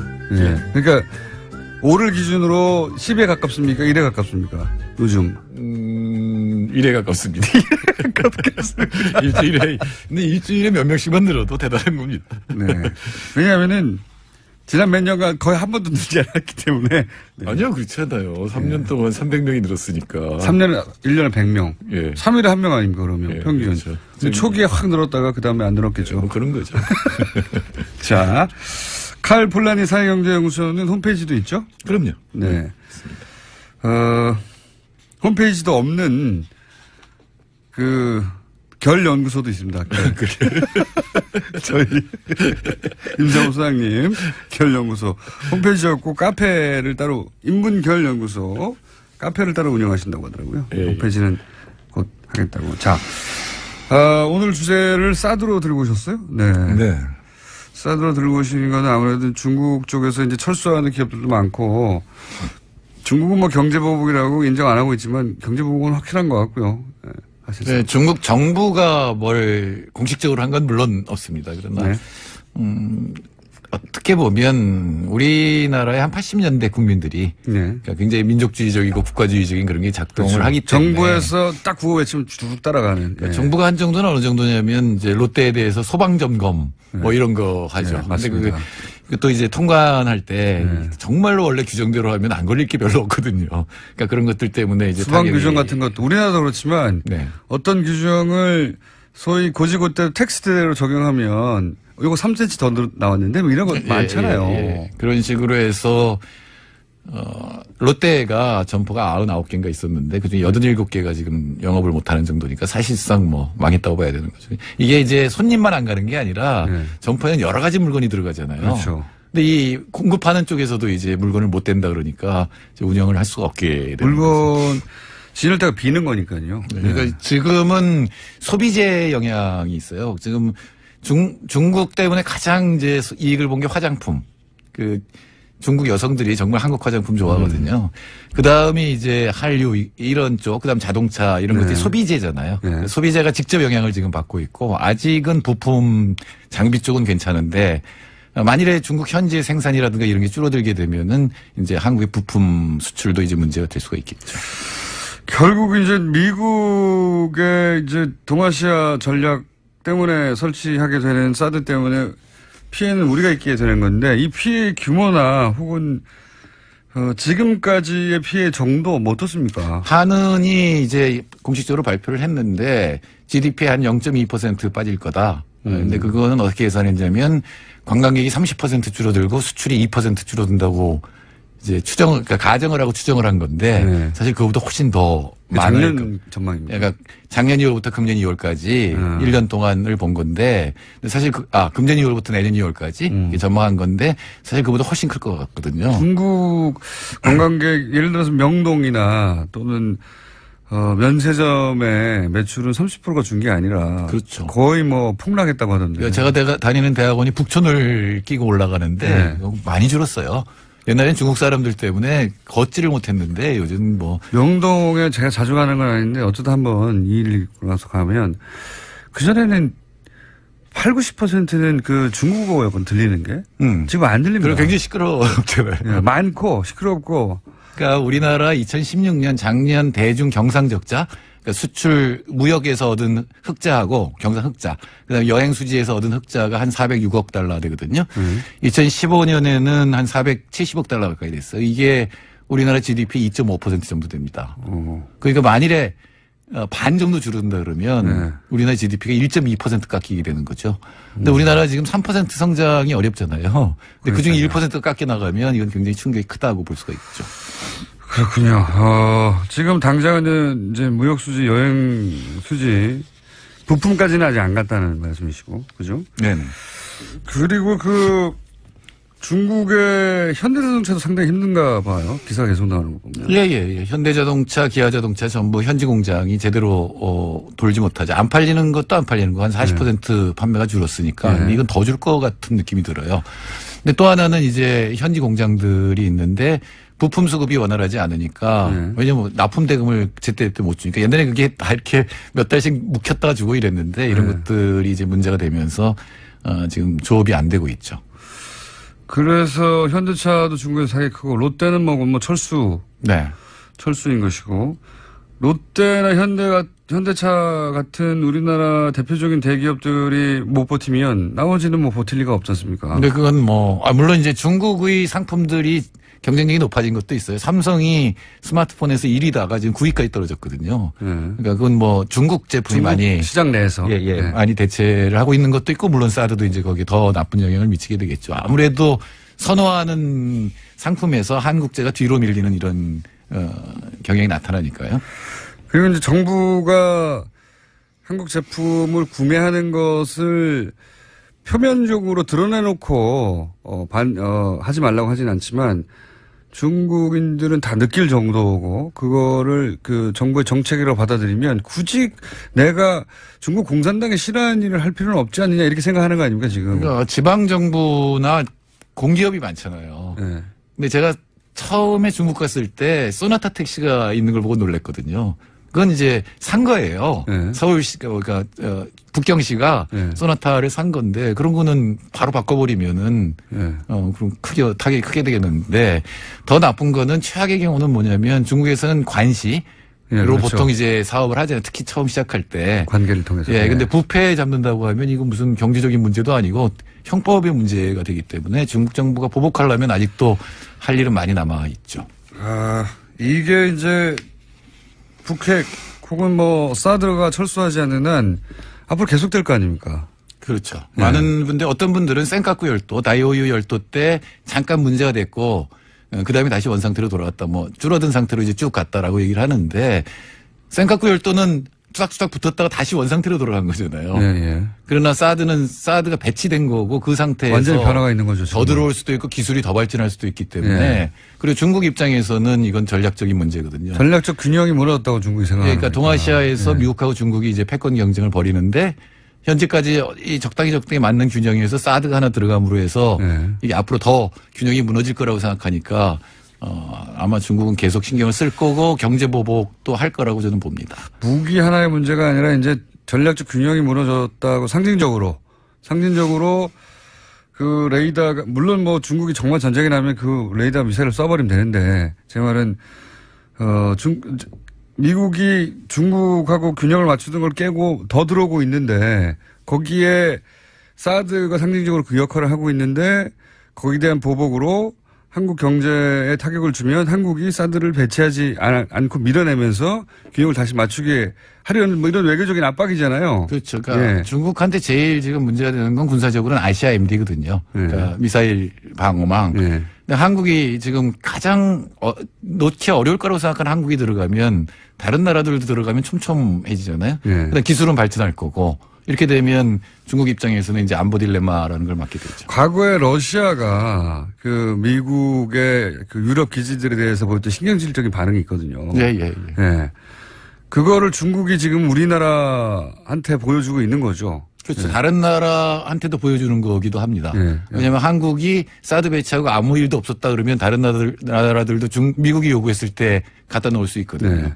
그래서 저는 이 사드를 순식간에 대선 기간에 몰래 들여놔 버린 그 라인에 있는 그 책임 관계자들은 정말 크게 처벌해야 된다고 봅니다. 이 국가적 그 손해들을 맞게 하는데 중요한 역할을 한 거거든요. 그러니까 굉장히 중요한 반역죄예요, 반역죄. 몇십 년이 갈 결정을 한 건데 영향을 미칠 결정을 한 건데 어떻게 결정을 했는지는 알아야 될 거예요. 지금도 모르고 있고. 예, 지금도 모르고 있는데 지금 그 조사를 지금 해야 되겠죠. 그 사람들은 정말 뭐 단순한 방산비리 누구한테 로비를 당했 이 차원이 아니라 저는 반역죄로 다스려야 된다고 봅니다. 이 이야기들이 다 연관된 얘기들이죠, 다. 그러면 우리가 이 국면을 벗어나게 이제 사드 이외에 뭐 WTO 제소라든가 이런 방식으로 이 국면을 벗어날 방법은 있나요? 아니, 할 수도 있고요. 그다음에 한중 FTA도 이게 투자자 국가제소권 들어있거든요. 그리고 제가 보기에는 다 걸려요. 그러니까 내국민 대우, 체육 대우, 최소 기준 대우 다 걸려요. 내국민 대우라는 거는 중국 기업하고 롯데를 차별했느냐 안 했느냐 차별을 했어요. 제가 보기엔. 그렇죠. 소방이 점검할 때 중국 기업이나 그다음 최국 대우는 뭐냐면 일본 기업하고 한국 대우를 차별했느냐 이것도 했어요. 일본 마트에 대해서 그렇게 철저하게 조사 안 했을 거거든요. 최소 기준 대우는 잘 모르겠는데 이건 국제 기준에 비춰서 과하냐 아니냐인데 과연 이거를 제소를 하는 게 실익이 있느냐를 기업도 따질 거고 정부도 따져야 돼요. 제소한다는 건 이제 무역 분쟁으로 간다는 거 아닙니까? 무역 분쟁으로서 사실상 재판을 하는 거죠. 근데 이게 몇 년씩 걸리고 이 투자자 국가제소권의 경우는 기업들한테 돈이 많이 들어요. 근데 이겼다 한들 만일에 한중 관계가 좋아져서 다시 들어가야 될 때 어떻게 할 거냐. 이게 문제가 되거든요. WTO는 보통 2년이 걸리고 그게 그렇게 강제 규정이 없어요. 그러니까 진다고 하더라도 그거에 대해서 뭐 할 게 있어야죠. 뭐 소방점검 뭐 그래 제대로 할게 이러면 그만이기 때문에 실효성이 없으니까 지금 이제 그걸 할까 말까 지금 그냥 가지고 있는 거라고 봐야죠. 카드로 가지고 있는 거겠죠. 네. 카드로 가지고 있는데 중국에 별로 개의치를 않기 때문에 큰 카드가 아니에요. 예, 이 문제는 사드 안보에서 풀어야 됩니다. 경제 문제를 어떻게 할 방법이 없어요. 그러니까 이 사드 문제를 가지고 중국이 경제로 압박을 이게 대북 제재로는 경제 제재가 안 통했는데 한국한테는 네, 통하죠. 통합니다. 예, 그거는 안보 이론에서 굉장히 중요한 게 있는데 제재를 가했을 때 얼마나 견디느냐의 문제가 있는데 북한 사람들은 제재 가하면 더 똘똘 뭉치거든요. 아니 그리고 경제가 성장했잖아요. 수치로 볼 때. 성장하고 대외 의존율이 한 30%밖에 안 되고 이게 그 중에 90%가 중국이에요. 예. 근데 한국은 대외 의존율이 100%가 넘거든요. 100%가 넘을 수도 있습니까? 아, 그럼요. 그러니까 GDP 분의 수출 더하기 수입이기 때문에 아주 조그만 도시국가는 400%도 돼요. 그렇군요. 예, 그러니까 이게 우리는 제재를 받으면 바로 이제 나오는 거죠. 특히 우리는 중국에 대해서 수출이 25%를 의존하고 있기 때문에 상당한 영향력이 있습니다. 물론 장기적으로는 지나친 중국 의존을 좀 바꾸어야 되거든요. 그러니까 다른 나라로 좀 올리고 시간이 걸리지 않습니까? 예, 실제로 지금 베트남으로 많이 가고 있는데 근데 시간이 걸리고 양쪽이 다 손해를 보는 게 아니에요. 더 많이 의존하는 쪽이 손해보죠. 당연히. 박근혜 정부 시절에는 이런 얘기 했었어요. 사드에 대한 경제보복 얘기했을 때 무슨 소리냐. 중국도 우리하고 경제가 밀접하게 붙어있기 때문에 그랬다가는 우리만 손해를 보는 게 아니라 중국도 손해를 보기 때문에 그렇게 못한다고 했거든요. 예, 많은 경제학자들이 그런 얘기를 했죠. 웬걸요? 경제가 분명히 전쟁이나 갈등을 일어나지 못하게 하는 요인인데 그게 오히려 증폭시킬 수도 있어요. 제국주의 전쟁 같은 일을 하잖아요. 경제적 이익이 부딪혀서 그래서 너무 쉽게 경제 때문에 그런 일이 벌어지지 못할 거라고 하는 건 단순한 겁니다. 그러니까 박근혜 정부 시절에 사드를 배치해도 된다고 하는 논거로 등장했던 중국의 보복, 경제 보복이 큰 피해가 없을 것이고 중국도 그렇게 못할 것이라고 했던 것은 사실이 아닌 것으로 지금 드러나고 있습니다. 그러면 문재인 정부가 빨리 시정해야죠. 그러니까 이게 진짜 경제 문제가 아니라 안보 문제로 풀어야 되는데 어려운 문제입니다. 카드가 너무 손이 없어서.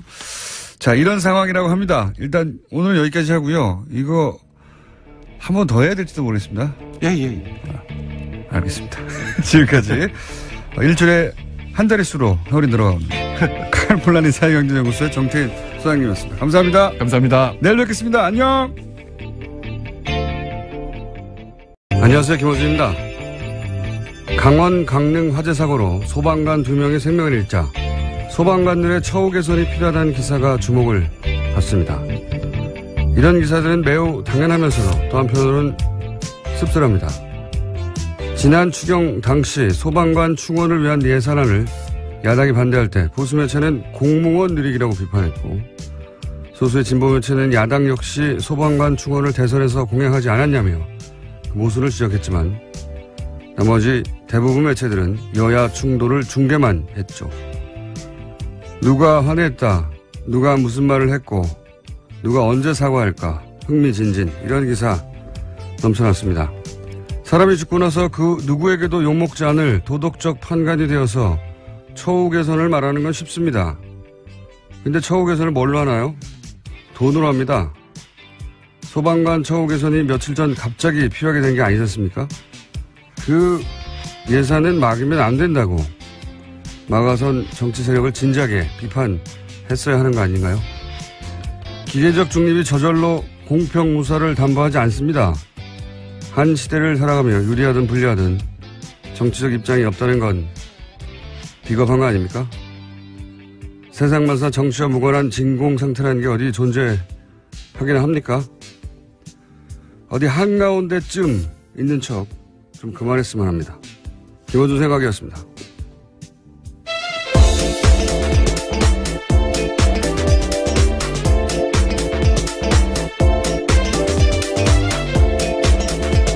시사인의 김은지입니다. 저는 그래서 이 처우 개선 기사가 기분이 나빠요. 한편으로는. 한편으로는 당연한데. 중요한 문제이긴 합니다. 네. 네. 근데 처우 개선이 필요하다는 건 사실 오래전부터 그렇죠. 예, 갑자기 필요한 게 아니거든요. 그러니까 처우 개선을 막는 쪽에 대한 비판 기사를 이런 기사를 쓸 수 있다면 진작에 했었어야 되는데 그런 기사는 사실은 거의 없었어요. 그때 이쪽 이사하고 저쪽 이사하고 누가 말을 했는데 누가 기분이 나빠서 뭐 이런 중계만 하고 있었지. 저는 굉장히 대단히 비겁한 태도라고 봅니다. 네. 그러다가 갑자기 사람을 죽으니까 처우 개선이 필요하다고. 자, 어제 그런 기사가 많이 났길래 보다가 어떤 생각이었고요. 오늘 첫 번째 뉴스는요? 네, 트럼프 대통령의 참모들이 북한에 대한 군사 옵션을 언급했습니다.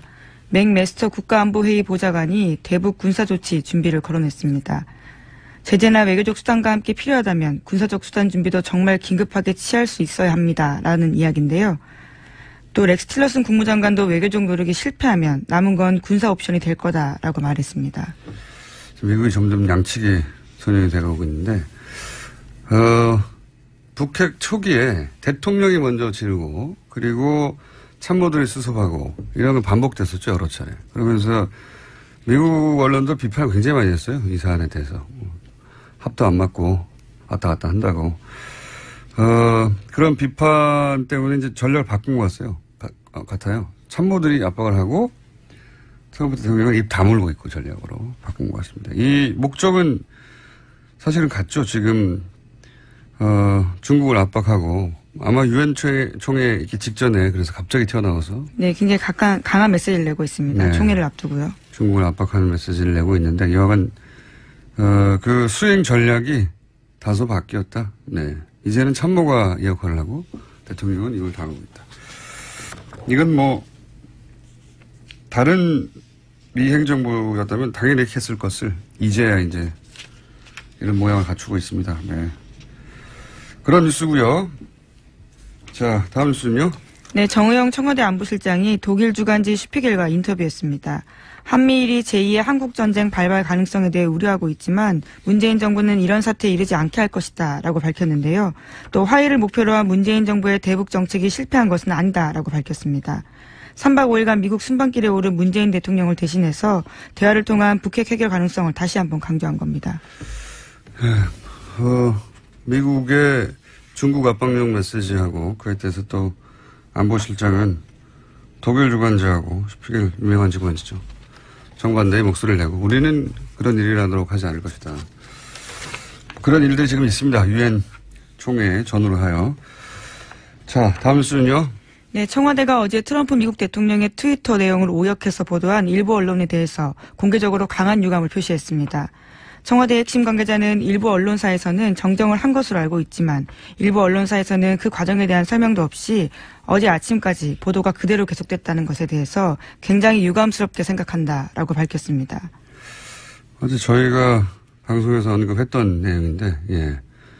북한에서 지금 물자가 부족해서 주유소 앞에 긴 줄이 만들어졌다. 네. 이게 이제 석유파동 때 나온 표현으로 제가 알고 있어요. 그 이후로 이제 항상 쓰던 관용적인 표현인데 어려운 표현도 아니고. 이걸 두고 이제 오역이면 실력이잖아요. 그냥 단순히. 예. 나라거든요. 그 무기 구입 의사 결정권자들을 로키드 마틴이 그냥 뒀을 리가 없다라고 저는 생각이 들고. 그 첫 번째 단초가 되는 어떤 뉴스가 아닌가 싶어요, 저는. 예, 뭐 좋은 무기면 살 수도 있을 텐데요. 정말 이렇게 노후화된 무기를 사서 누가 탄다라고 생각했을 경우 굉장히 위험한 거고요. 또 세금 낭비가 이런 세금 낭비도 없습니다. 이 헬기가 심지어 2003년에 단종됐다는 거 아닙니까? 그렇죠. 이게 무슨 일입니까, 이게. 자, 그런 일이 있습니다. 저희가 미니가 또 하나 있기 때문에 블랙리스트 관련해서 또 추가 뉴스 있는 게 있는지 한번 체크하고. 네, 있습니다. 이명박 정부 시기에 국정원이 좌파 연예인 대응 TF를 만들었는데 MBC와 KBS에 관여했다는 바는 이미 말씀드린 바가 있습니다. 그런데 오늘 아침 보도를 보니까요. SBS에도 관여했다라는 건데요. 2010년 3월 국정원 TF에서는 SBS 쪽에다가 배우 김민선 씨의 출연 가능성을 원천 차단해달라고 요청했다고 합니다. 그러한 사실들을 보고해서 수뇌부에도 알렸다고 합니다. 여기서 국정원 TF는 지금 활동하고 있는 국정원 TF가 아니라 이제 연예인들을 퇴출시키는. 예, 블랙리스트를 작동시켰던 TF입니다. TF. 이명박 정부 시기예요. 거기서 이제 김선 씨를 원천 차단해달라고. 출연 가능성을 원천 차단해달라고 요청했고요. 오도 무섭네요. 원천 차단. 그래서 드라마 국장과 총괄기획 CP가 캐스팅 배제를 약속했다라는 내용도 보고서에 담겨 있다고 합니다. SBS를 그냥 뒀을 리가 없죠. 예. 그러니까 모든 방송국, 뭐 케이블 텔레비전도 마찬가지였다고. 네, 엠넷에는 김대동 쇼 방영 연기를 요청했고 결과적으로 김대동 씨가 자진 하차했다고 합니다. 알겠습니다. 이분들이 그래도 소송을 당한 건 아니잖아요. 그 소송 리스트 같은 거, 이분들은 블랙 리스트고 데스노트 같은 게 있을 것 같은데요. 왜 안 나오나 모르겠어요. 시간이 거의 다 됐는데 잠깐 언급하고 넘어갈 사건 중에 하나가 남경필 도지사 아들 마약건이 있죠. 네. 네, 어제 계속 실시간 검색 순위를 올라갔습니다. 네. 이 사법적 결과 수사기관과 사법부가 내릴 것이고 제가 뉴스를 보면서 그 정치적 효과 부분만 얘기하자면 최근 바른정당의 자강파들이 연속해서 타격을 입지 않습니까? 정치적 입장 계속 축소되고 있는데 사실 그 흐름은 황영철 의원까지 거슬러 올라가거든요. 그리고 왜냐하면 황영철 의원이 지금 자유한국당 혁신위의 류석춘 위원장 살생부에 올랐던 인물이에요. 네. 그리고 이제 다들 아시다시피 자강파의 대표적인 이훈 대표도 사퇴했고 그리고 자강파인 유승민 그리고 김무성 전 대표 대립이 있죠. 왜냐하면 유승민 대표가 비대위원장이 될 줄 알았는데 막아섰고 그래서 나오는 아이디어가 뭐냐면 남경필 체제로 가자는 거였거든요. 그런데 이제 그 아이디어가 나온 지 며칠 만에 이제 이렇게 그 아이디어도 물 건너가게 생겼죠. 이게 이제 이런 흐름이 우연인지 아닌지는 제가 증거가 없어서 모르겠으나 적어도 자유한국당으로의 바른정당 흡수통합 혹은 내지는 개별 입당 가능성이 이전보다 상당히 높아졌다. 저는 정치의 효과는 그렇다고 봅니다. 자, 여기까지 하고요. 저희 이제 영장 해설 전담 판사이자 심심하면 등장하시는 분입니다. 지난 시간에 저희가 마무리 제대로 하지 못한 게 있어서 짧게 이정열 전 부산판사님 전화 연결합니다. 안녕하십니까? 네, 안녕하십니까? 지난 시간에 저희가 잠시 연결했을 때 그 김명수 대법원장 청문회에서 등장한 질의 중에 이 질의는 어떻게 알았을까 하는 대목들이 있었거든요. 네. 네. 제가 짧게 하나만 들려드리겠습니다. 김영현 현 법무비서관이 인천지방법원 판사 재직 시절에 사표를 냈는데 수리가 늦어지자 후보자께서 법원 행정처의 모 고위 간부에게 전화를 해서 왜 사표 수리가 늦어지느냐, 도대체 이유가 뭐냐라고 압력성 전화를 했다. 장제원 의원의 질의 과정에 나온 건데요. 이게 일반 법관 혹은 법관은 모르겠고 더욱더 입법부 의원이 알 수 있는 내용입니까 이게? 입법부 의원뿐만 아니라 누가 알겠습니까? 어떤 통화를 했고 전화를 했고 그런 사실을 통화 당사자 아니면 알 수 없는 거겠죠, 그거는. 더 나아가서 이제 법원 행정 이게 인사 관련인데요, 그죠? 네. 예, 법무비서관의 사표 수리가 제대로 안 되고 있었다는 사실은 이게 사실인지 아닌지 모르겠지만 그런 일 있었다 하더라도 그걸 알 수 있는 곳은 법원 행정처밖에 없는 거 아닙니까? 그렇죠. 지금 장제원 의원도 얘기를 했지만 법원 행정처의 고위 간부에게 전화를 해서라고 했지 않습니까? 그러면은 법원 행정처 고위 간부일 거 아닙니까? 누군가 적어도 법원 행정처의 정보 않게 하기 위해서 굉장히 노력을 해왔고 그리고 이제 냉전이 끝나고 나서는 물론 좀 더 어려워졌지만 그것이 그럼에도 불구하고 계속 이렇게 중국과 거리를 유지하기 위한 노력을 끊임없이 해왔습니다. 김정은 같은 경우도요.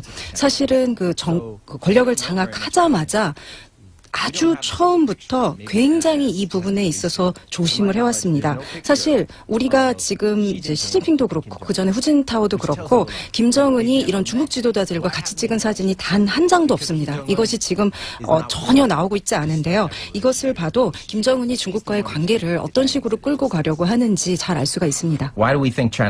그럼 왜 사람들이 이제 이런 얘기를 할까요? 왜냐하면 중국이 가지고 있는 어떤 경제적인 영향력 때문입니다. 사람들이 북한의 무역의 90%가 사실은 중국하고 이루어지고 있다. 그렇기 때문에 마음만 먹으면 북한을 갖다가 좌지우지할 수 있고 북한은 중국이 시키는 대로 하게 만들 수 있다. 이렇게 얘기를 합니다. 근데 그것이 왜 작동을 하지 않을까요?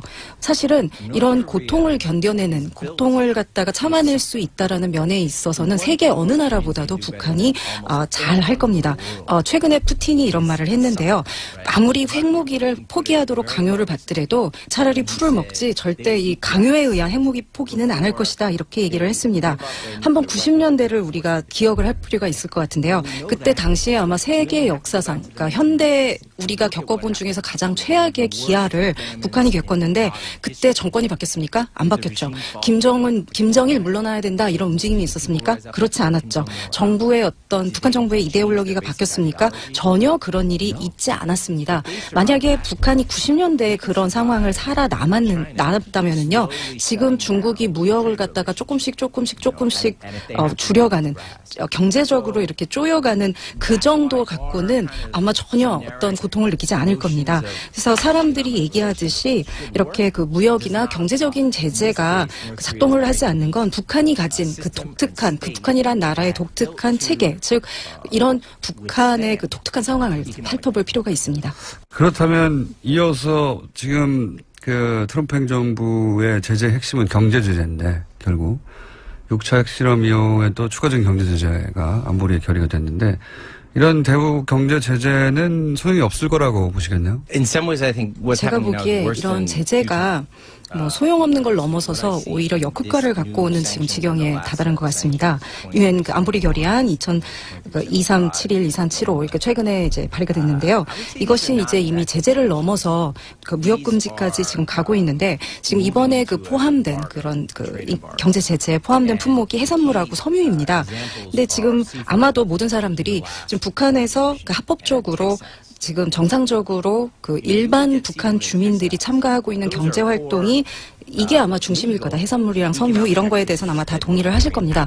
물론 여기서 어느 정도 이제 군사적인 대로 돈이 들어가는 것도 있겠지만 섬유 공장에서 이렇게 일반 북한 주민들이 한 경제 활동들이 이것이 핵실험으로 돈이 간다? 별로 그럴 것 같지는 않습니다. 지금은 이미 제재를 넘어서서 북한 경제를 부분별로 완전히 지금 파괴하는 그런 데까지 지금 가고 있는데요. 절대 핵무기를 포기하지 않을 겁니다. 오히려 핵무기를 더 붙잡도록 그렇게 만들 뿐만이 아니라요. 더 큰 문제는 북한에 있는 그런 그 민간인들, 아무 죄 없는 민간인들의 고통이 굉장히 커질 수밖에 없다라는 겁니다. 지금 노동신문이 이미 매일매일 이런 경제 제재에 대해서 얘기를 하고 있습니다. 그러면서 이것 때문에 우리가 얼마나 지금 고통받고 있고 그리고 이런 그 북한에 가난한 인민들이 이런 그 어민들 또 섬유 공장에서 일하는 사람들이 고통받고 있느냐 이런 얘기를 계속하고 있기 때문에 그리고 이것이 미국의 이런 적대적인 이제 제재 때문이다 이렇게 얘기를 하고 있죠. 그렇기 때문에 그리고 또 이것이 이런 그 고통이 어떤 면에서는 지금 미국의 정책 때문이라는 것도 또 일견 맞는 얘기이기도 합니다. 그러니까 이제 서구 자본주의적 논리와 사고방식으로 북한을 굴복시킬 수 있다고 생각하는 데서 오는 오해인 것 같아요. 이렇게 자기들의 경제활동을 어렵게 만들고 돈도 안 돌고 하면 손을 들 것이다. 이런 생각에서 이런 정책을 들고 나온 것 같은데 이제 그런 정책은 통할 리가 없다고 말씀하신 거고 한 가지를 더 여쭤보자면 그러면 전술핵 같은 지금은 이제 경제적 관점에서의 압박이고 그렇다면 전술핵 같은 군사적 측면에서의 압박, 전술핵 재배치 같은 이런 건 통할 거라고 보시는지. 전 굉장히 어리석은 결정이라고 생각을 합니다. 어리석을 뿐만 아니라 위험합니다. 그러니까 사실은 지금 굉장히 이렇게 열이 받은 상태에서 뭔가 지금 확 굉장히 이제 급박하게 돌아가는 상태에서 사람들이 이제 나쁜 결정을 할 수가 있는데 그런 경우가 아닌가 생각합니다. 지금 이렇게 엄청난 파괴력을 가진 무기를 서로한테 이렇게 가지고 대치를 하게 되면 어쩌면은 서해안에서 저희가 봤었던 서해에서 있었던 그런 사태 그러다 보니까 그것이 결국은 정말 전투까지 가게 되는 그런 사태가 일어날 수가 있습니다. 중요한 거는 실제로 우리가 얻을 게 아무것도 없다는 겁니다. 북한이 만약에 핵무기를 진짜로 쓰고 그리고 어떤 전쟁 도발 행위를 할 경우 실제 그 순간 워싱턴 특파원이 이 정도로 오역할 정도는 잘 모르겠는데 하필 이 표현을 몰랐을 수도 있긴 하죠. 예. 그래서 의도냐, 아니면 의도치 않은 오역이냐는 제가 잘 모르겠는데 한 가지 비교적 분명하다고 보여지는 것은 뭐냐면 이 기사를 쓴 기자는 적어도 문재인 대통령의 안보관을 의심하는 사람이다 라고 생각이 드는 게 이 문장 하나만 달랑 나왔는데 long line forming in North Korea 하나만 나왔는데 트럼프가 문재인의 러시아 사업잔, 네, 송유한 사업잔을 끌어들여서 트럼프가 못마땅해야 한다는 상상까지 이어진 거잖아요. 예. 그래서 한미공조가 안 되고 있다는 뉘앙스인데 이런 상상력은 그냥 나오는 건 아니거든요. 예. 이런 말을 했어? 그럼 또 틀림없이 뭔가 잘못했을 거야 라고 머릿속에 있었던 거죠. 적어도. 그러니까 요 문장 하나에서부터 시작해서 러시아도 나오고 트럼프의 심기가 불편하다는 얘기도 나오고 쭉쭉 상상력이 나와서 문장 하나로 기사가 나온 거 아닙니까? 전체. 네. 대형 오보를 양산한 거죠. 쓴 기자분은 문재인 대통령의 안보관을 의심하는 혹은 못마땅해 하는 부분이 적절히 있는 것 같다는 추정을 해보고요.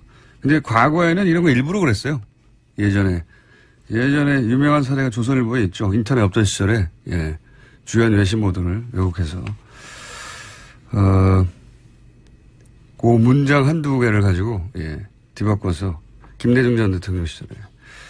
그리고 잘했습니다. 그때 인터넷이 없으니까, 혹은 인터넷이 아주, 연결이 잘 안 되거나, 또는, 가입을 해야 해당 기사를 읽을 수 있구나. 그럴 경우에 접근도가 굉장히 낮았을 경우에 외신을 살짝 뒤틀어서 보도한 경우 정말 많았어요. 그거 찾아내는 게 제가 전문이었거든요. 다음 뉴스는요. 네, 박근혜 정부에서 45년 된 중고 미군 헬기를 구입하면서 1,500억 원을 썼다라는 JTBC 보도가 나왔습니다. 이 헬기 한 대 가격이 58억 원인데요. 운영 부대까지 합치면 사업비가 총 1,500억 원에 달한다고 합니다. 심지어 지난달 합동참모본부 회의에서 성능 개량을 해도 수명을 담보할 수 없다면서 개량 사업에서 배제하기로 결정됐다고 하는데요. 산지 3년 만에 나온 결정입니다. 심지어 해당 헬기는 GPS가 연동된 항법 장치를 제거한 뒤 판매하면서 악천 후대와 해상 임무에는 투입되지 못하고 있을 정도로 노후한 기기라고 합니다. 이게 45년 된 거면 도입 기준으로 해서 한 70년대, 무기거든요. 생각해보면, 이거 포니 자동차 돌아다닐 때예요, 이게. 그런데 그 포니 자동차가 제네시스 만든 시절에 수입된 겁니다. 이게 말이 안 되지 않습니까? 네. 제네시스를 이미 개발해서 움직일 정도의 시대에 와가지고 포니 타라고 들이댄 거거든요. 안 사야 되는 거군요, 절대. 예, 이거 모르고 샀겠어요? 예. 근데 이제, 당시 문서를 뒤져보니까 그 결정 과정의 핵심 라인에 국방장관이 있었다. 네, 그런 보도도 거죠? 있습니다. 예. 당시 국방장관이 김관진 전 국가안보실장입니다. 이분 이름이 요즘 자꾸 나오고 있어요. 네, 여기저기서. 댓글 부대 정신교육도 시켰다는 데도 등장하지 않았습니까, 이분이? 네, 어제 더불어민주당 이철희 의원이 폭로한 사실인데요. 김광진 당시 국방장관이 2012년 대선 전에는 댓글 부대원들을 정신교육시키고 댓글 후에는 또 댓글 부대를 격려 방문했다라는 폭로했습니다. 자주 등장하고 있습니다, 이분이. 이분 사드 기습배치와도 밀접한 관련이 있죠. 다른 거 다 떠나서는 이 사드 기습배치의 책임은 방산비리 차원에서 다룰 게 아니라 저는, 반역죄로 처벌해야 된다. 왜냐면은, 지금 새 정부가 미국하고 중국 사이에 활용할 카드가 없어요. 예, 만약에 사드가 지금 배치되지 않았다면, 한미 관계 혹은 한중 관계, 그리고 북핵 국면에서도 주요한 카드의 하나로 활용할 수 있겠죠. 지금 이미 배치돼 있으니까, 임신이 아니냐, 이런 얘기, 그런 카드밖에 없거든요. 이 사드가 근데 로키드 마틴 살 거잖아요. 예. 이 사드 기습 배치와 관련한 책임이 드러나는 사람을 저는 반역죄로 처벌해야 된다. 단순히 방산비리가 아니라. 그리고 로키드 마틴 하면은 이 로비로 유명하죠. 세계 1위 회사이기도 하지만 로키드 마틴은 공화당, 민주당 가리지 않고 응원합니다. 예. 그리고 선거가 있으면 미국 본토에 50개 주가 있잖아요. 미국 본토에서 출마하는 모든 후보네요. 군수업체가 워낙 돈이 많다 보니까. 죽이지 않습니까? 예. 예. 모든 후보를 다 누가 될지 모르니까. 그리고 그 회사를 미국 전역에 뿌려놔요. 47개인가 8개의 주에 회사가 있어요. 그러니까 모든 주의 이해관계를 만드는 겁니다. 죽이지 않습니까? 예. 이게 이제 로키드가 미 의회를 장악하는 방식인데, 한국이 지난 10년간 보수 정권 시절에 전 세계에서 미국 무기 수입 1위 한국을 자유한국당에 준 거 아닙니까? 이게 지금 그것뿐만 아니라 상당히 의심이 가는 부분이 상당히 좀 많은데요. 네. 그러니까 지난번에 그 말씀 주셨을 때 제가 뭐 좀 특별히 의심이 가는 사람이 있다라고 말씀드렸었잖아요. 네네. 그 의심의 근거는 뭐였나요? 그분이 맡고 있는 법원 행정처의 업무가 있고, 그다음에 여러 가지 지금 청문회 과정에서 나온 이제 공장장님께서 지적하신 대로 당사자가 아니면 알 수 없거나, 법원 행정처가 아니면 알 수 없거나. 예를 들면 이런 거거든요. 전국 법관 대표자 회의의 내용을 알고 있다든가, 혹은 뭐 인권법, 우리 법학회 몇 명씩 있냐, 이것도 알고 있고, 법원장 회의 내용도 알고 있고. 그렇죠. 그리고 심지어 또, 말씀 죄송한데, 심지어 그 주광덕 의원의 그 얘기 중에 이런 얘기도 나와요.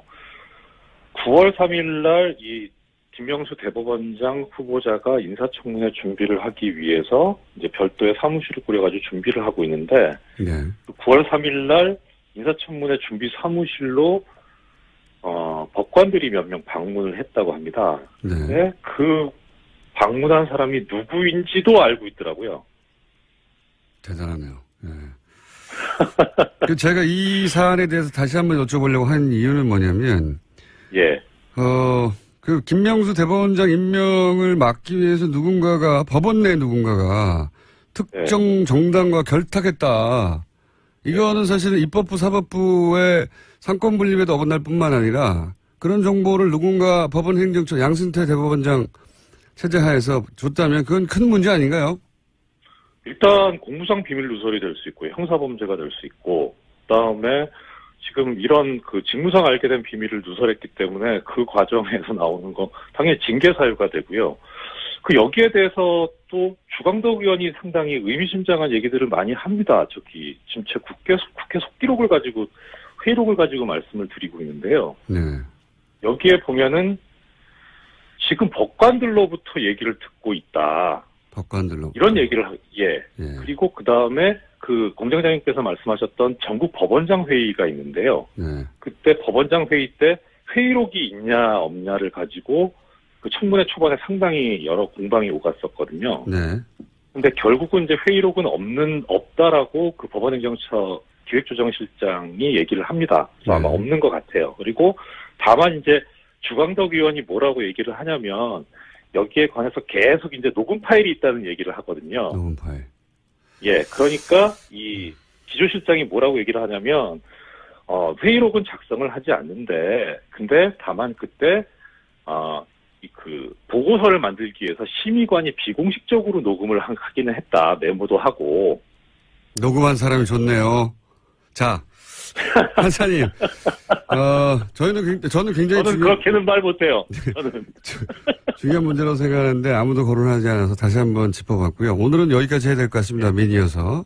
다시 한번 시간을 마련하겠습니다. 저는 이 문제가 중요한 문제가 있는 것 같아서요. 저도 그렇다고 생각합니다. 오늘 말씀 감사합니다. 안녕히 계십시오. 이정열 판사였습니다. 자, 안녕히 가세요. 시사인 김은지였습니다. 감사합니다. 한반도 주변 정세가 아주 만만치 않습니다.